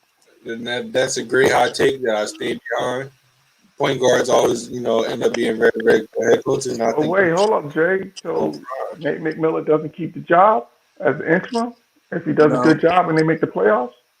Nah. I think that there's too much going on right now in Atlanta. I think that if Nate McMillan can silence John Collins and John Collins doesn't get traded, maybe. But he's not able to control the locker room. Obviously, I'm not saying it's his fault. Mm-hmm. It was already going on before the coaching change and all that stuff was going on. But let's be honest, man. You got an up and coming team. You got a superstar of a point guard that's a superstar of this league. Slow it down. Yeah. It breaks no trade off because I don't want to call him a superstar. He's not on Luka. He even made the All-Star team. He's not on Luka's level, Dame's level, James Harden level, Steph Curry's level, CP3's level. Those 5 guards off the bat that I'm taking above him with no hesitation. And I could keep going if I had to. I don't agree with that. I think last year he was showing something special, and I think this year but on a losing team though, just getting numbers. But you're seeing why they were losing. They cut the coach. They're moving on, and you're seeing a big difference this year now with Nate in there. Trey's not the same dynamic scorer as he was. He's not doing the same. He's not even going after the basket the same as he was last year. And I think that a lot of that is coaching, environment, things like that. One thing I will agree with you guys on, and that is going to be a knock on him. I don't care who my coach is. When I get the basketball in my hand, I'm going hard. I'm going, to the end of the road. So, and I've noticed him let up on the pedal this year, especially ever since that coaching change. So I will put that knock on him, but that dude is a bona fide superstar, and he's gonna go down as one of the best point guard shooters ever to touch this basketball. And I mean, I don't understand how you don't see that. Lonzo Ball is shooting better than him this year. Like his game for me, Lonzo Ball this year is shooting the 3 ball better than Trae Young. I just said before we went into this, Trae Young, I'm gonna put that knock on him. Ever since the beginning of this year, they started having this coaching change. They started having issues in the locker room. Trae Young has taken a complete step back off of that because he was shooting too much. Well, exactly, he was shooting too much, getting empty stats. None of his stats ever translated into wins. That's why Collins was mad. That's why That's why they're rumbling for him trying to get out of there. He was not using his teammates enough.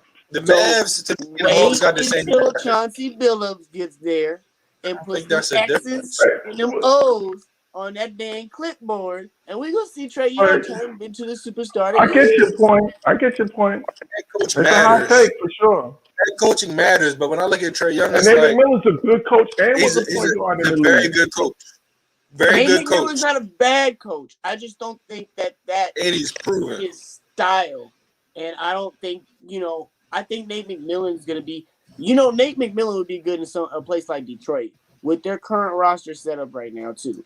I think Nate McMillan's in a little bit more of a traditional style as far as what he's looking for in the game flow. And I think that, Chauncey Billups is going to give them more freedom to move around and more of this new age offense that is being ran.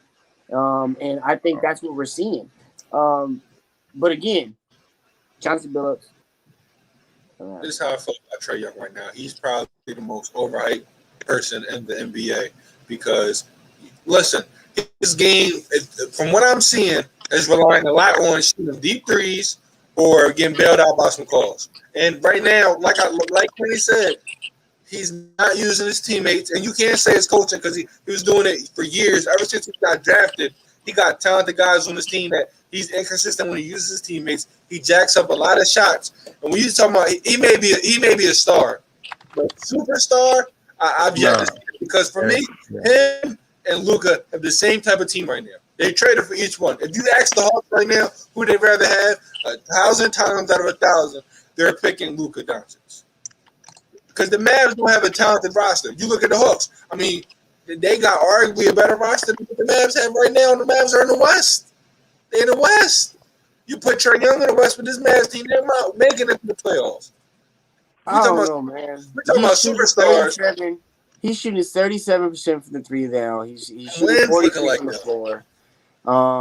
He's 87 from the free throw line. He's averaging 9 assists a game. I just think they're a bad squad. It's kind of like what you guys were telling me about Sam Darnold over there in the Jets. I feel like that for Trae Young. He got much talent over there. Clint Capella in a double-double. I think that's why the coach got fired, because they made all those moves in the offseason to make a playoff run, and they started out the gate slow. And that's had him at the same time. They got hit with some injuries, but if you're a superstar, you're supposed to carry your team. KP's been out for the majority of the year. Superstar Luka's helped carrying his team. Dame Lillard, CJ McCollum out, Nurkic out. He's been able to help carry his team To me, those superstar point guards. He's not carrying his team all that. Some of the injuries his team's had, he didn't, prevail them to be a playoff spot still. They've been inconsistent up and down. So was him. But I mean, again, maybe I'm giving him the scapegoat out of this. But I'm telling you, with all that going on, he's still a young guard developing in a league that is guard heavy. And let's not pretend. You got Kyrie, you got Jalen Brown, you got Marcus Smart, you got LaMelo Ball, you got all these guards. Kimball Walker, every freaking night. Derrick Rose. The East is guard heavy.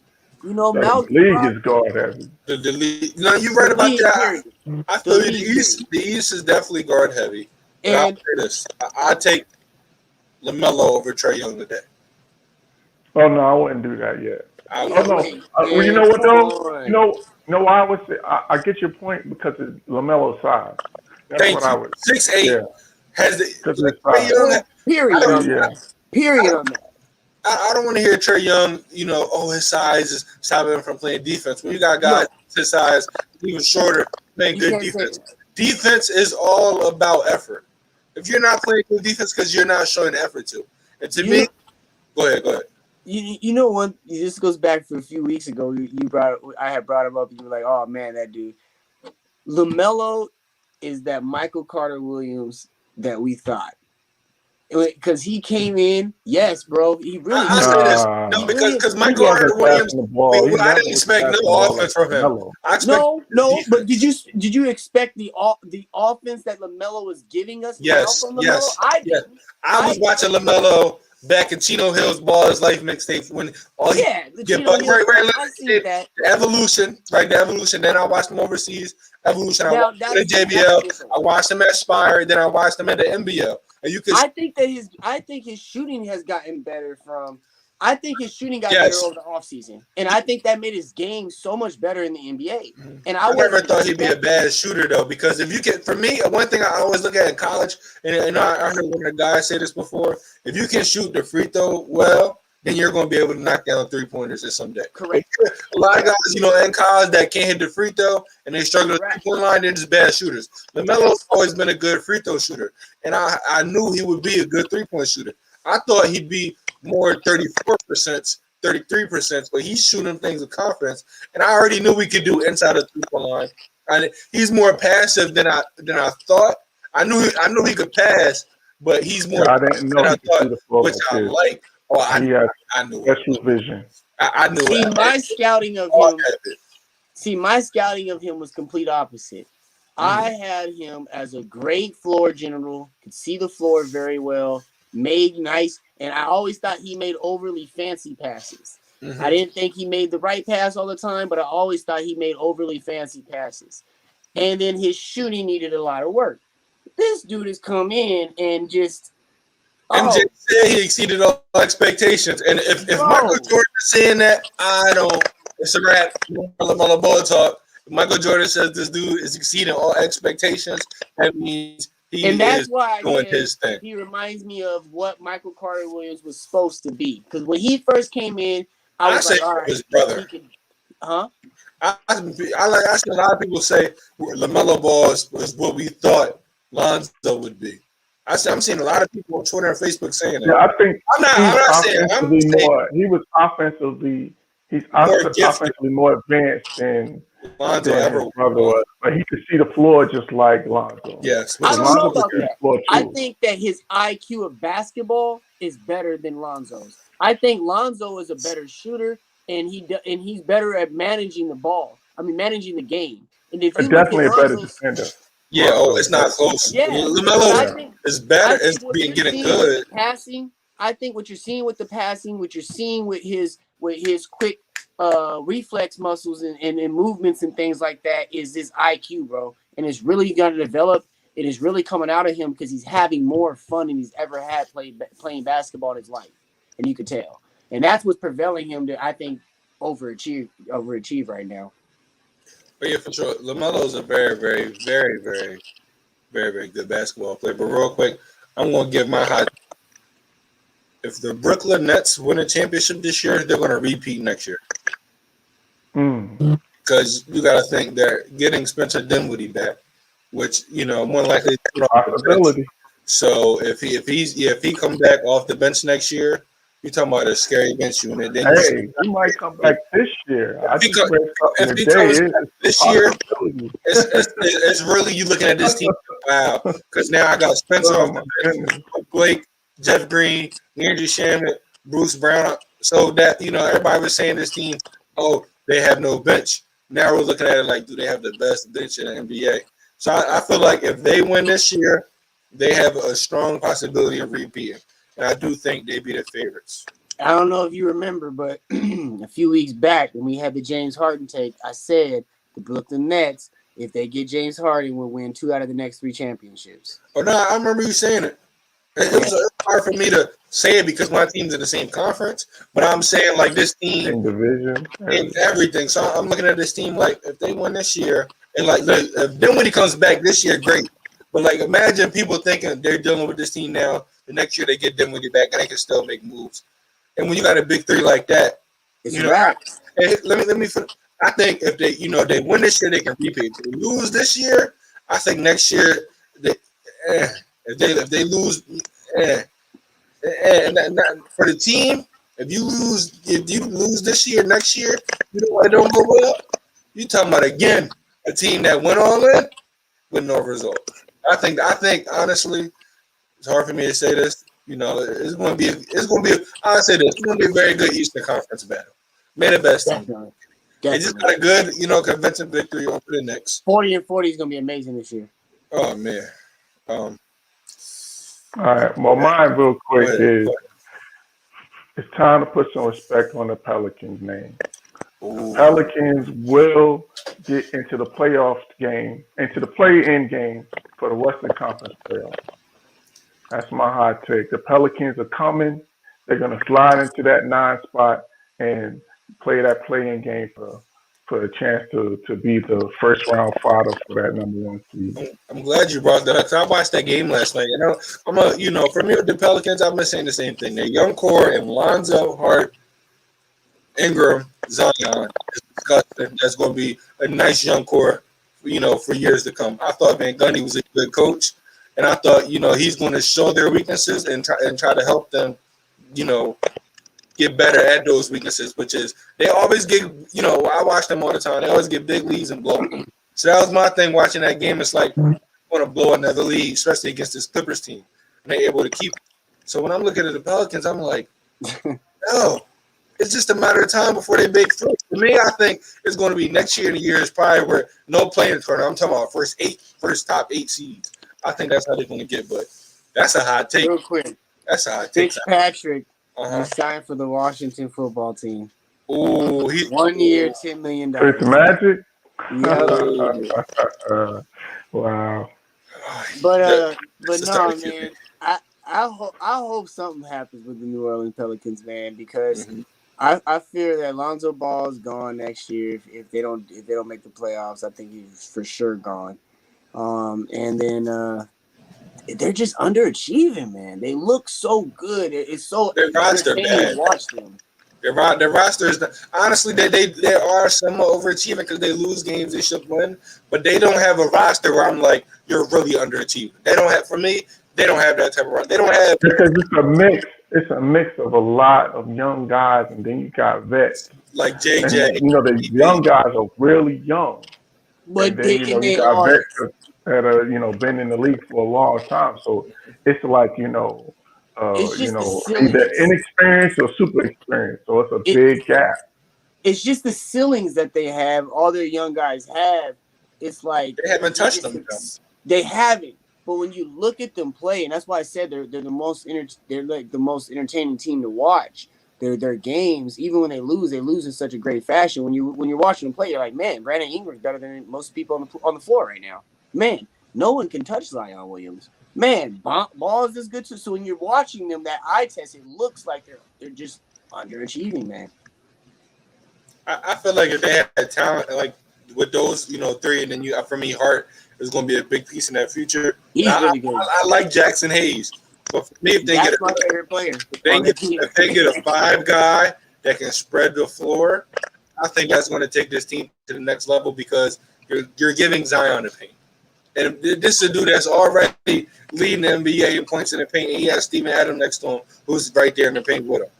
So I just can't even imagine him. Like with Giannis, they gave him Brook Lopez.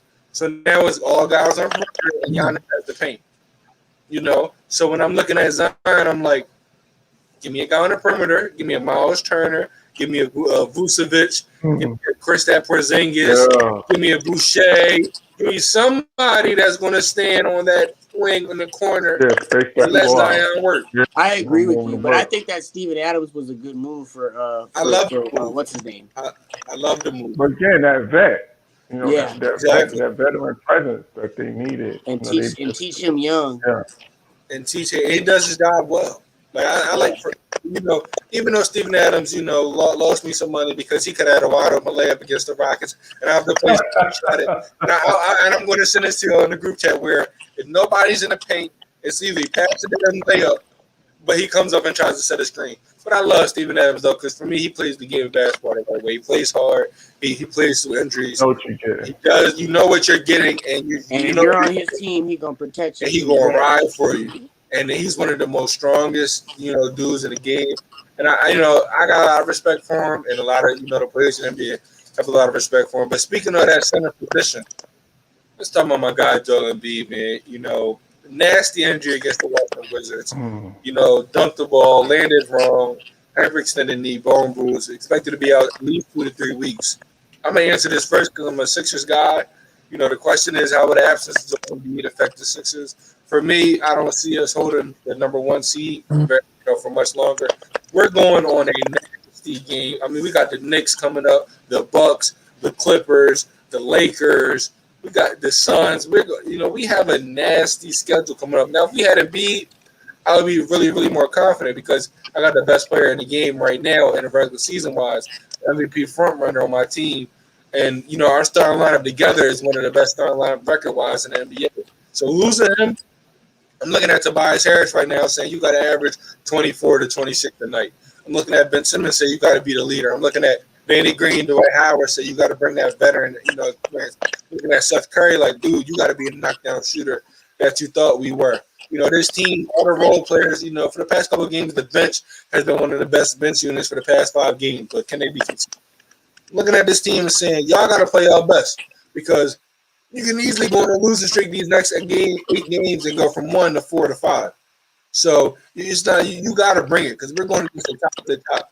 And so honestly, I think if he's going to make a trade, Daryl Moore is going to make a trade sooner rather than later because he doesn't want us losing, going like I said from 1 to 5. So if this trade is going to be made, I think it's going to happen this week. But Kenny, if the Sixers losing the best center in basketball, how do you think it's going to affect them? Yeah, I think you said it. It cost them. That just cost them the 1 seed.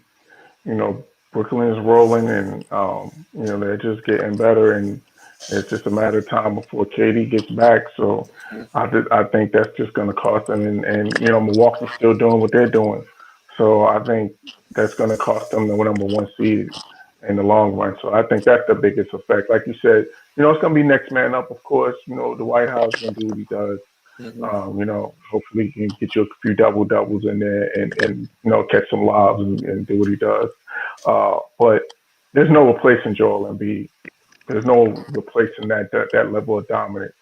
He's probably one of the last of the guys that could dominate in the post. Like this, it's like a dying breed nowadays of guys that could score in the post, and he's like the last of that breed. It seems like.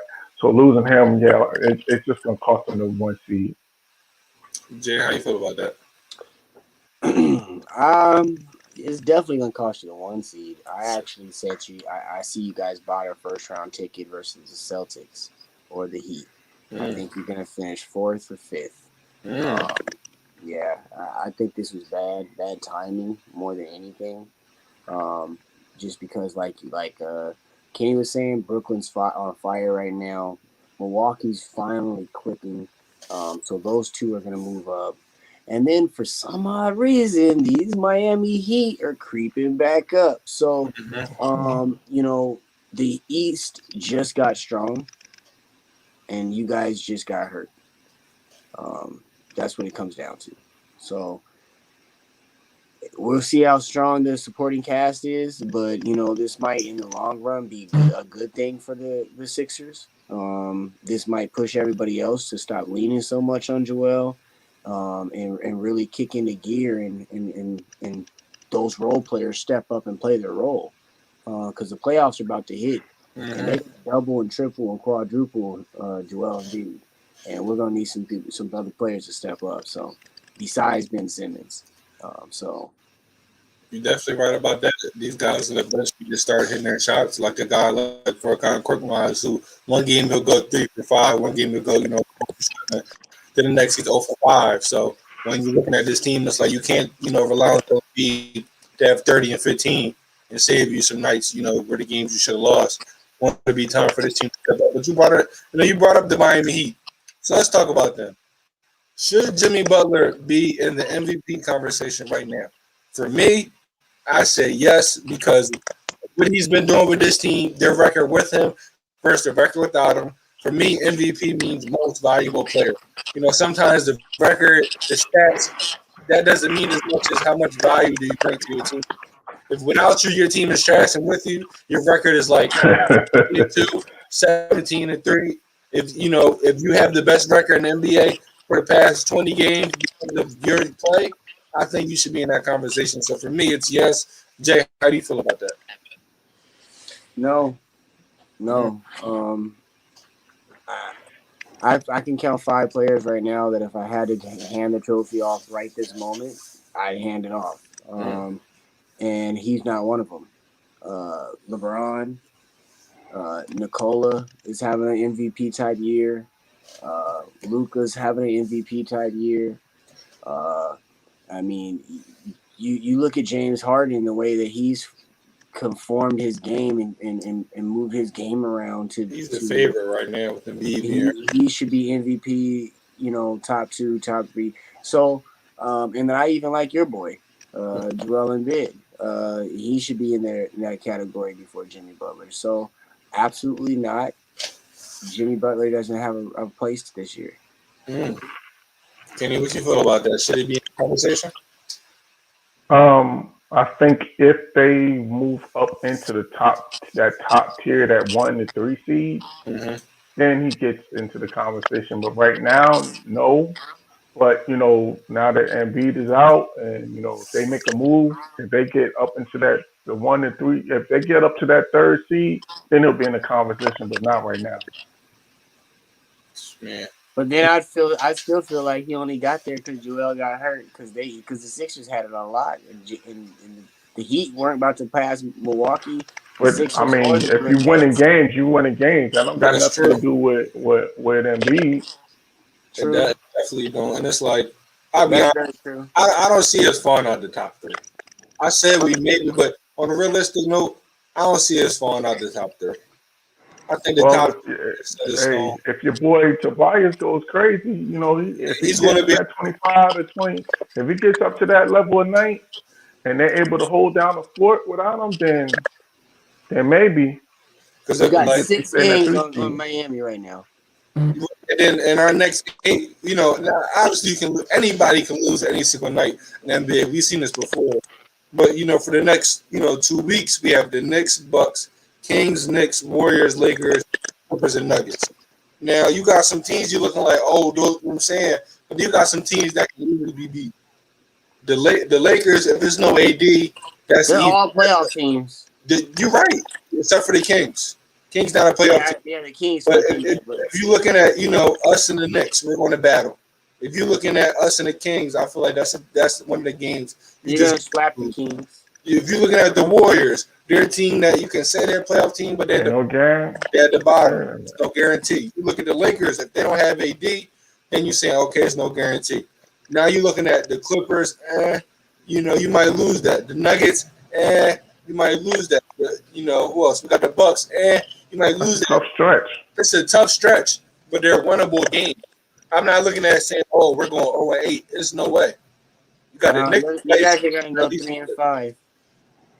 Or we winning more than 3. Well, I'm not going to dive into that because I go all day on how many games my Sixers will win. But let's talk about a guy, right? A guy who I feel like I want to say underrated, underappreciated, and I feel like in the right situation can put some big time stats that mean something up on the board. John Collins. What team do you feel like should go after John Collins? Should either trade for him before the deadline or try to work something out maybe, as the year is over? I'll go, to you first, Kenny. I think we talked about them a little bit earlier. I think the Charlotte Hornets are the team that should go after John Collins. I think that's the piece that they're missing to really put them into that upper echelon of the Eastern Conference. No, this is PJ. PJ's a little undersized. He's a kind of undersized forward. They got him playing a little 5'2". So, but I think you put Collins in there because I can't think of the big guy's name. Zeller. What's his name? Zeller. Yeah, he's an upgrade over him. He's an upgrade over the defender. I can't think of the big defender. Biombo. He's an upgrade over him. So he would instantly upgrade their team, upgrade their offense. So I think that would be the team. We always talk about the Celtics. They would be a team that he would upgrade them, and then maybe even another team I thought of was the Spurs. Just that replacement for Aldridge. You got that to put with that young core that they have. That would be another team that I think would look at adding Collins. So those three teams. For me, my two are the Trailblazers. I feel as though, we talked about they need defense. It's been inconsistent for me. I go get a John Collins and go get a front court player at that 4. If you want to go small ball, you can throw him at the 5. And I trust and be pick and roll that can be athletic. On the floor just a little bit. Then the Bulls, I feel like if you're going to keep Zach LaVine surrounded by some type of talent, you don't expect him to do 35, 40 a night and say you're going to be okay franchise. No, make some moves to help this. And then 2 teams real quick that I feel like that maybe should make a move, maybe not at the deadline, but maybe, when the year is over, the Bulls for one, because the Timberwolves, I think they're going to tank because if they don't have a top 3 pick, if their pick is number 4 or 5, 6, it's going to the Warriors. So if you get John Collins, you're winning more games. And if from a GM standpoint, if you're not owning your lottery pick, you're in a bad situation when you're a trash bum team like the Timberwolves. So I feel like they're probably going to wait until, honestly, after, the season's over, sign them a free agency. Then the Thunder. I think the Thunder have to add a very, very good front court player to, pair up with Shai Gilgeous-Alexander with a 3-and-D guy like, Dort. You're going to need a front court player that get buckets. And I'm liking John Collins, over there. But Jay, what do you think? I remember you said the Spurs a little while ago. I remember you saying that, just like that's a great move. So are you still with that Spurs? Well, remember I said the Spurs and I said the Trailblazers. I'm still on both of them. Now that LaMarcus Aldridge is on the move, it's even more imperative. Get over there, get them young. And the Spurs are actually young. They got a lot of great, even though my Sixers I just gotta say that because be here. I gotta love every victory. We going out like 40. Yeah, I love young players. I love. I wonder if they moved DeRozan too. I wonder if they moved DeRozan in that. If he would be a part of that deal. No, not if you're moving LaMarcus. I think you'd make that a separate deal. You throw in maybe a second rounder. You maybe throw in player.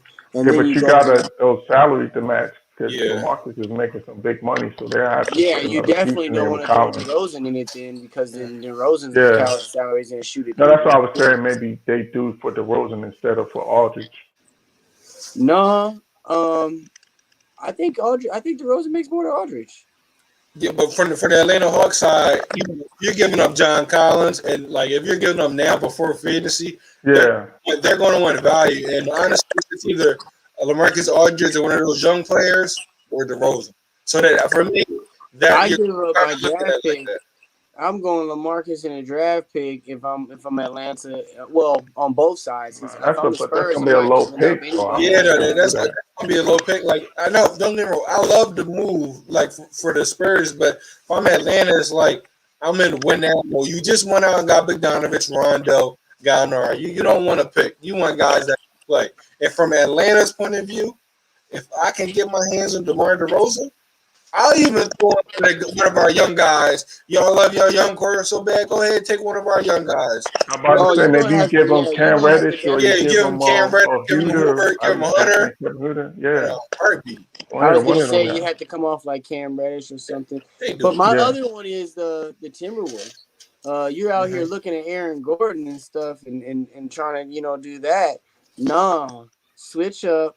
Go ahead and go after John Collins. He's giving you almost the same production as Aaron Gordon's been given, and everything is going to be good.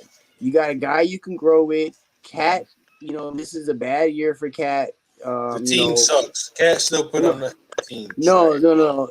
I'm talking about Cat personally. Oh, yeah. This is a very bad year for him. So for sure. This isn't one of them years they were even looking to try to win. I mean, as an organization, I felt kind of bad for them as an organization. Yeah, just been bad for so long. So that kid Edwards, sheesh. That front court is going to be great, Jay. Like I had them one of my team. That front, John Collins and Cat. That'd be nice.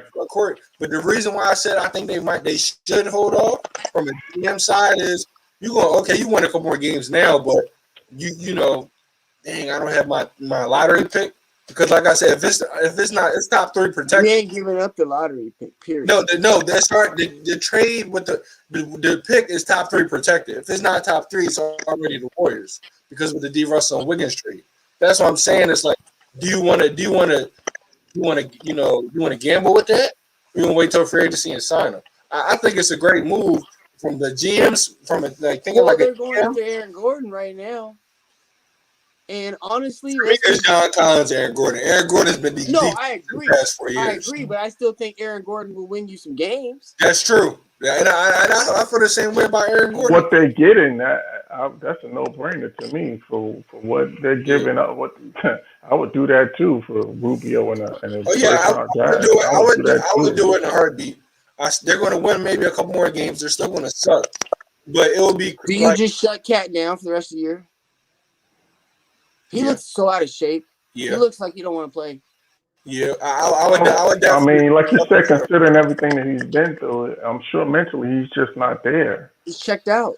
I would so I don't know. Maybe that's something to think about for sure. No more than 30 minutes. No more than 30 minutes, 20 to 30 minutes. I'm looking 30. 20. That's what I'm saying. No more than 30 minutes. I'm letting Edwards, what he's been doing. I'm letting Nas Reed play because I think he's a quality backup. Let D'Angelo take his time. And I haven't heard D'Angelo's name in months. So whatever he's going, he's coming back on Friday. Don't even come back. You and Cat go and go play one-on-one somewhere. Go eat lobster. Cross your fingers that your team can be blessed with another number 1 pick in the past decade. They got 4, which is crazy, and they still one of the worst franchises in the NBA. Wiggins, Cat, Edwards. You about to get another? You can get another one. Come on, man. And they ain't got one of them, so. I mean, that organization is the New York Timberwolves. They worse than the Knicks. At least the Knicks. No, I wasn't even talking about the Knicks. I was talking Minnesota Jets. Is that better? Okay. Jets? Yeah, we'll go with that. That works. Man, like you talking about a team that we're going to talk about this more, but that terrible. We might have to bring this segment up next week with Minnesota. Not a lot. Like they have for the one Timberwolves fan I know, he's all in on the Timberwolves. But they don't have a big fan base. So you suck with no true fan base, and they hate the ownership. They lost for so long, man. No, when they traded Kevin Garnett. Yeah, that's the only time they had one run. And they had one run. The management was 20-something years. It wasn't even just the losing. When they traded Kevin Garnett, it literally poof, that was the city was pissed. They had talent. It's not, and the sad thing is, they had talent come in that organization since Kevin Garnett has left. You had Kevin Love, who has put up great numbers, never surrounded them with anything significant. Even you had Kevin Moore in there for a little bit. You bring in number 1 pick Wiggins, number 1 pick Karl Anthony Towns. You bring in that Jimmy Butler. Now I say this: maybe these guys aren't true number 1s. Maybe you need a whole bunch around them because Jimmy Butler. You saw the impact he made with the Sixers I felt like they were, Kawhi and they made the playoffs the year he was in Minnesota. Exactly. And he messed up his knee that year and still came back. Yeah, I don't want to hear no excuses because you can't have, like you said, we go on number 1 pick, and you telling me maybe they're not number 1 pick. No, maybe this is another team. That's on you. Yeah. This is another team. We just need to go into the office and just take. At this point, they need to go. They need to go to Seattle. And they need to go ahead buy Minnesota. Somebody needs to go to Seattle. We looking at terrible teams, so something has to change. They should have let KG buy the team. Something has another thing. That's another thing. Something has to change in Minnesota because I'm trying to watch this team, man. Even though they just beat the Trailblazers somehow, some way.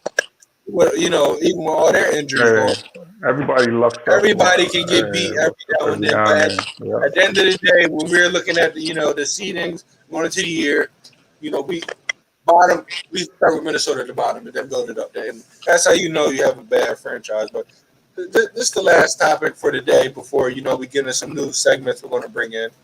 The last topic we want to talk about the Jazz versus Celtics tomorrow. Who do you think this is, more of a must-win for, the Jazz or the Celtics today? Boston. This is Boston's chance to get back in that third area with Joel Embiid coming down. Marcus Smart is back. There's a lot of things that are moving back towards the right direction. They need to start, coming off this All-Star break and everything. They need to get rolling. This second half of the season needs to be an old-fashioned Boston Celtics second half, and they need to close this out strong and finish in that top 3 seed, or they're going to have a rough playoff run. It's going to get rough. For me, I say the Jazz because I think, like I said, I had the Jazz finishing at the 5th spot. I think right now a lot of teams look at them like, were y'all really just, beginning of the year wonder? You didn't really get, knock on wood, affected by COVID like a lot of other these teams did. You didn't have a lot of these injuries like a lot of other teams did. Are you really that true number 1 spot? So I feel like going against the Celtics, that I think the Celtics have a lot of problems, but the Celtics are going to be a competitive team no matter what. If they go ahead and lose this team, I think you can just write them off for being a first-round exit. I think if the Jazz keep losing the way they're losing, games that, competitive games against good teams that you need to show that you can win them, I think they just, first-round exit, boom, that's what I'm going to put on my ticket. Kenny, who do you think this is more of a must-win for, the Jazz or the Celtics? I agree with Jay. I think it's more for the Celtics because, like Jay was saying, it's time for them to really start to kick it in gear and get rolling. I think, Kemba's starting to round back into form and getting back to himself. And, with him and Jalen and with Jason Tatum, they start to make that big 3 combination that they need to be. So, and, like you said, that Utah is this would be a chance for them to make a statement, that they're still here in the East and also would take down the number 1 seed in the West. Everybody, around the league, everybody says the West is the better conference and the deeper conference. So this gives them a chance to make a statement at home and, knock off the Jazz. So I think it's more important for the Celtics. That would definitely be a big win for the Celtics. But let's wrap it up with the, pretenders or contenders segment for the NBA. First team, I'm going to give it to you, Kenny. The Atlanta Hawks. Pretenders or contenders? Pretenders. Jay, pretenders or contenders? Pretenders, they got too much going on. It hurts me to say pretenders because I've had this team be in the number 6 spot in the beginning of the year, and injuries let them down. But honestly, you could just tell something. You could just tell this team wasn't built. Yeah, I think it's chemistry. It's chemistry problem. Too much expectations. I feel like something going on in the locker room. It's just a lot of things that is. It's just a lot going on right there. Like Jason, it's a lot going on, and it's not all the different things are not equaling into success. So for me, they're pretenders. Next team, the Charlotte Hornets. Jay, I'll go with you. Pretenders or contenders? Contenders. Kenny, pretenders and contenders. Charlotte Hornets. I don't think they have enough talent. I think they're pretenders. For me, I say contenders. I think they're going to make the playoffs. And I think, you look at their main 4 or 5 guys, they're very, very talented. Now, they have questionable depth, but, they add in that good, John Collins. They go get an Andre Drummond. Well, if they do that, then yeah. Then I think, that's when the ball gets rolling. But for me, this year, I think they're, locking the playoff. They're going to, be competitive. But I definitely think they're contenders in that rank. Next, I want to go with the, San Antonio Spurs. Jay, pretenders or contenders? Pretenders. I think that they're floating right now, and they're right around the corner of falling out of the playoff contention. Kenny, pretenders and contenders? Pretenders. I think they're in the midst of a rebuild. I got to go with pretenders only because I feel like, they're in the mix of rebuild. They might fall out, but if they, get a certain matchup, I think it's going to be, competitive. I'm not saying they're going to win it, but it's definitely going to be competitive. Next team, Golden State Warriors. Kenny, pretenders or contenders? Pretenders. They're setting up for next year to make a big splash. We're going to talk about that Thursday. I feel the same. I think they definitely making a big splash. But Jay, pretenders or contenders? Golden State Warriors. Remember, I said quite a few weeks back, Utah's going to finish first. Mm-hmm. Golden State's going to finish 8th. Mm-hmm. And Golden State's going to knock out Utah in the first round of playoffs. You did say that. You did say that. I think, don't matter the seedings, but I do think the Warriors could give the Jazz a run for their money. For me, though, I'm saying pretenders. I feel like outside of the Jazz, I don't see them being anybody, in that, 1 through 8 spot. And honestly, they might not even make the playoffs. They might, make that play-in tournament, but do they win it? I'm not sold on the Warriors. Steph Curry can only do so much. Who's going to be truly consistent? Andrew Wiggins is letting me down this year. He's playing average, but I expected above average from him. And I need to stop doing that because I feel like he showed us who he is. He's not the guy that, we all thought he'd be. Last team, Jay, Dallas Mavericks, pretenders or contenders? Pretenders, man. Mm-hmm. Pretenders. They're underachieving, but they're pretenders until they slap KP and slap him up, man. Wake him up. Battling with them injuries. Kenny, pretenders and contenders for Dallas Mavericks? Pretenders, so the Knicks could get that draft pick and it'll be a lottery pick. I don't blame you. The Knicks get that pick and they, all season next year for them is looking really, really good. But for me, though, I say pretenders. I think they're still a piece or two away from being, truly competitive in that Western Conference. I think they need that secondary ball handler in that starting lineup. I love moving Tim Hardaway Jr. to the bench. But, they need more scoring and more playmaking on this team, consistent. I'm glad they got Josh Britton, but coming a guy that's shooting like 40 and 28, the shooting splits. Thank you for Steph Curry. I appreciate it. I definitely appreciate the move. They need a a pure third option because Josh Richardson. He's in a for me he's in the role that he's being asked to play. Like in Philly, that secondary ball is not him. He's a true 3-and-D guy that I feel like exactly. Like he's how, a 4th or 5th option guy. He's like Caldwell Pope. Caldwell Pope would catch heat sometimes. Danny Green. You're not expecting. Yeah, exactly. You're not expecting he's going to beat me, but you worrying about everybody else that he can beat you. But if you're telling him, I need you to be my secondary guy, I don't think that's the role for him. That's their problem. They got a whole bunch of 4 and 5 option scorers. Right. Michael Finney-Smith, exactly Josh Richardson. Like their whole roster is 4 and 5 option scorers. And Luka trying to carry. That's not. Yeah. They got Luka. They got Luka playing 1 through 3, and then KP 4, and everybody else there. Just plug them in. Yeah, man. I thought he was going to get Giannis. I said this all throughout, the all season. They got their hands on Giannis. They be the best team now. They haven't been able to get They haven't been able to get a big free agent in years. Which sucks because that's surprising. Cuban Dallas and no straight tag. If Giannis went to Dallas, Luka. Giannis ain't going to Dallas. Giannis is going. It's not happening though anymore. Market. If he ever leaves Milwaukee, he's going to the Knicks, the Lakers.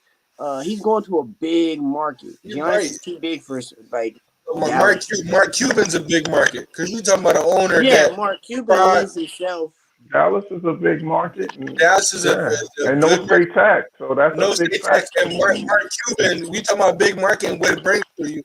Mark Cuban can do that on his own, and he's going to tell you how to get on the low. All them endorsements is fine, but he's going to put you in some rooms where they get money, and nobody needs how much money you get. Mark Cuban's one of the owners. For me, one of the best owners. He's having people who use dog. He has people who use Bitcoin and stuff to purchase tickets. He's innovative. He's the owner you want to play for, and I feel like he's going to be an owner that's going to put you in a position to be successful outside of basketball. I love the whole big market thing, but the Lakers organization is the best organization if you want to have an opportunity for something outside of basketball. You right, but him and AD, that's a whole other conversation about him going to the Lakers and the Knicks. I know Kenny would love him on the Knicks right now. He's like thinking like, I need Julius. I'm not even getting my hopes up. RJ Barrett. Yeah, I've been able to get a big free agent in 5 or 6 years. Hello, and Amari. Again, these are conversations that we can talk about for hours, but we're gonna wrap up real talk today. And the last thing I'm gonna say is for next Thursday, for all the fans and supporters out there watching us, rewatching us on YouTube, listen to the audio platforms, and rewatching us and watching us currently live on Facebook or Twitch or Twitter. What I want you to do is send us videos either to the All Sports All Plays Network social media pages, or if you know one of the analysts up here personally, send us video questions that you have, and we're going to play them on Thursday and answer them live on Real Talk. Whether that's a boxing question, whether that's a football question, a basketball question, UFC March Madness question. Shoot them our way. And we're going to put them here on Real Talk. We're going to cut out a time, and we're going to talk about it. Now, if you want to talk about how great my Eagles are, listen, I'm on cool with it. If you want to talk about how bad the Cowboys are, I'm cool with it. Yeah, if you want to lie. Yeah, we don't need no lying in this stuff now. We don't, but sure, send us some juicy questions so we can really dive into it, break things down. That's another, new segment that we're bringing to Real Talk on Thursday. And Thursday, I'm also going to introduce another segment we're going to be doing. And also, for everybody out there watching March Madness, please send us your brackets, because what we're going to do on Real Talk is we're going to post all the brackets. And at the end of March Madness, whoever has the best bracket, most accurate bracket, will win their very own free ASAP Network t-shirt. Now, I'll be honest, my bracket is not going to be great. I'm going to go for all homer teams. If I know somebody that plays on that team, I'm going to pick them no matter what, because I'm rooting for them, and I'm going to root for a lot of upsets. But if you're a person that loves to do brackets, I'm encouraging you to send them our way to get your very own free t-shirt. Yes, sir. But guys, I had a great night tonight breaking down sports. There's a lot of things we didn't even get to talk about, but we're definitely going to talk about it on Thursday. It's a lot of more free agent signings in the NFL that's happening right now. We're definitely going to talk about on Thursday. There's some more NBA topics to discuss. But, my name's Chris Brown, Kenny J. I had a great night talking sports with you guys, and I'll see you on Thursday. Yes, Peace. Sir. All sports, all plays. All sports, all plays. All sports, all plays. 365, we making the plays. You talking the game, get you through the days. Great eye in the court, the dime in the lane. Variety, topics, living the same. All presentation, sports information. In the airways, taking the nation. All sport, all plays, like working your faces. Grace at the field.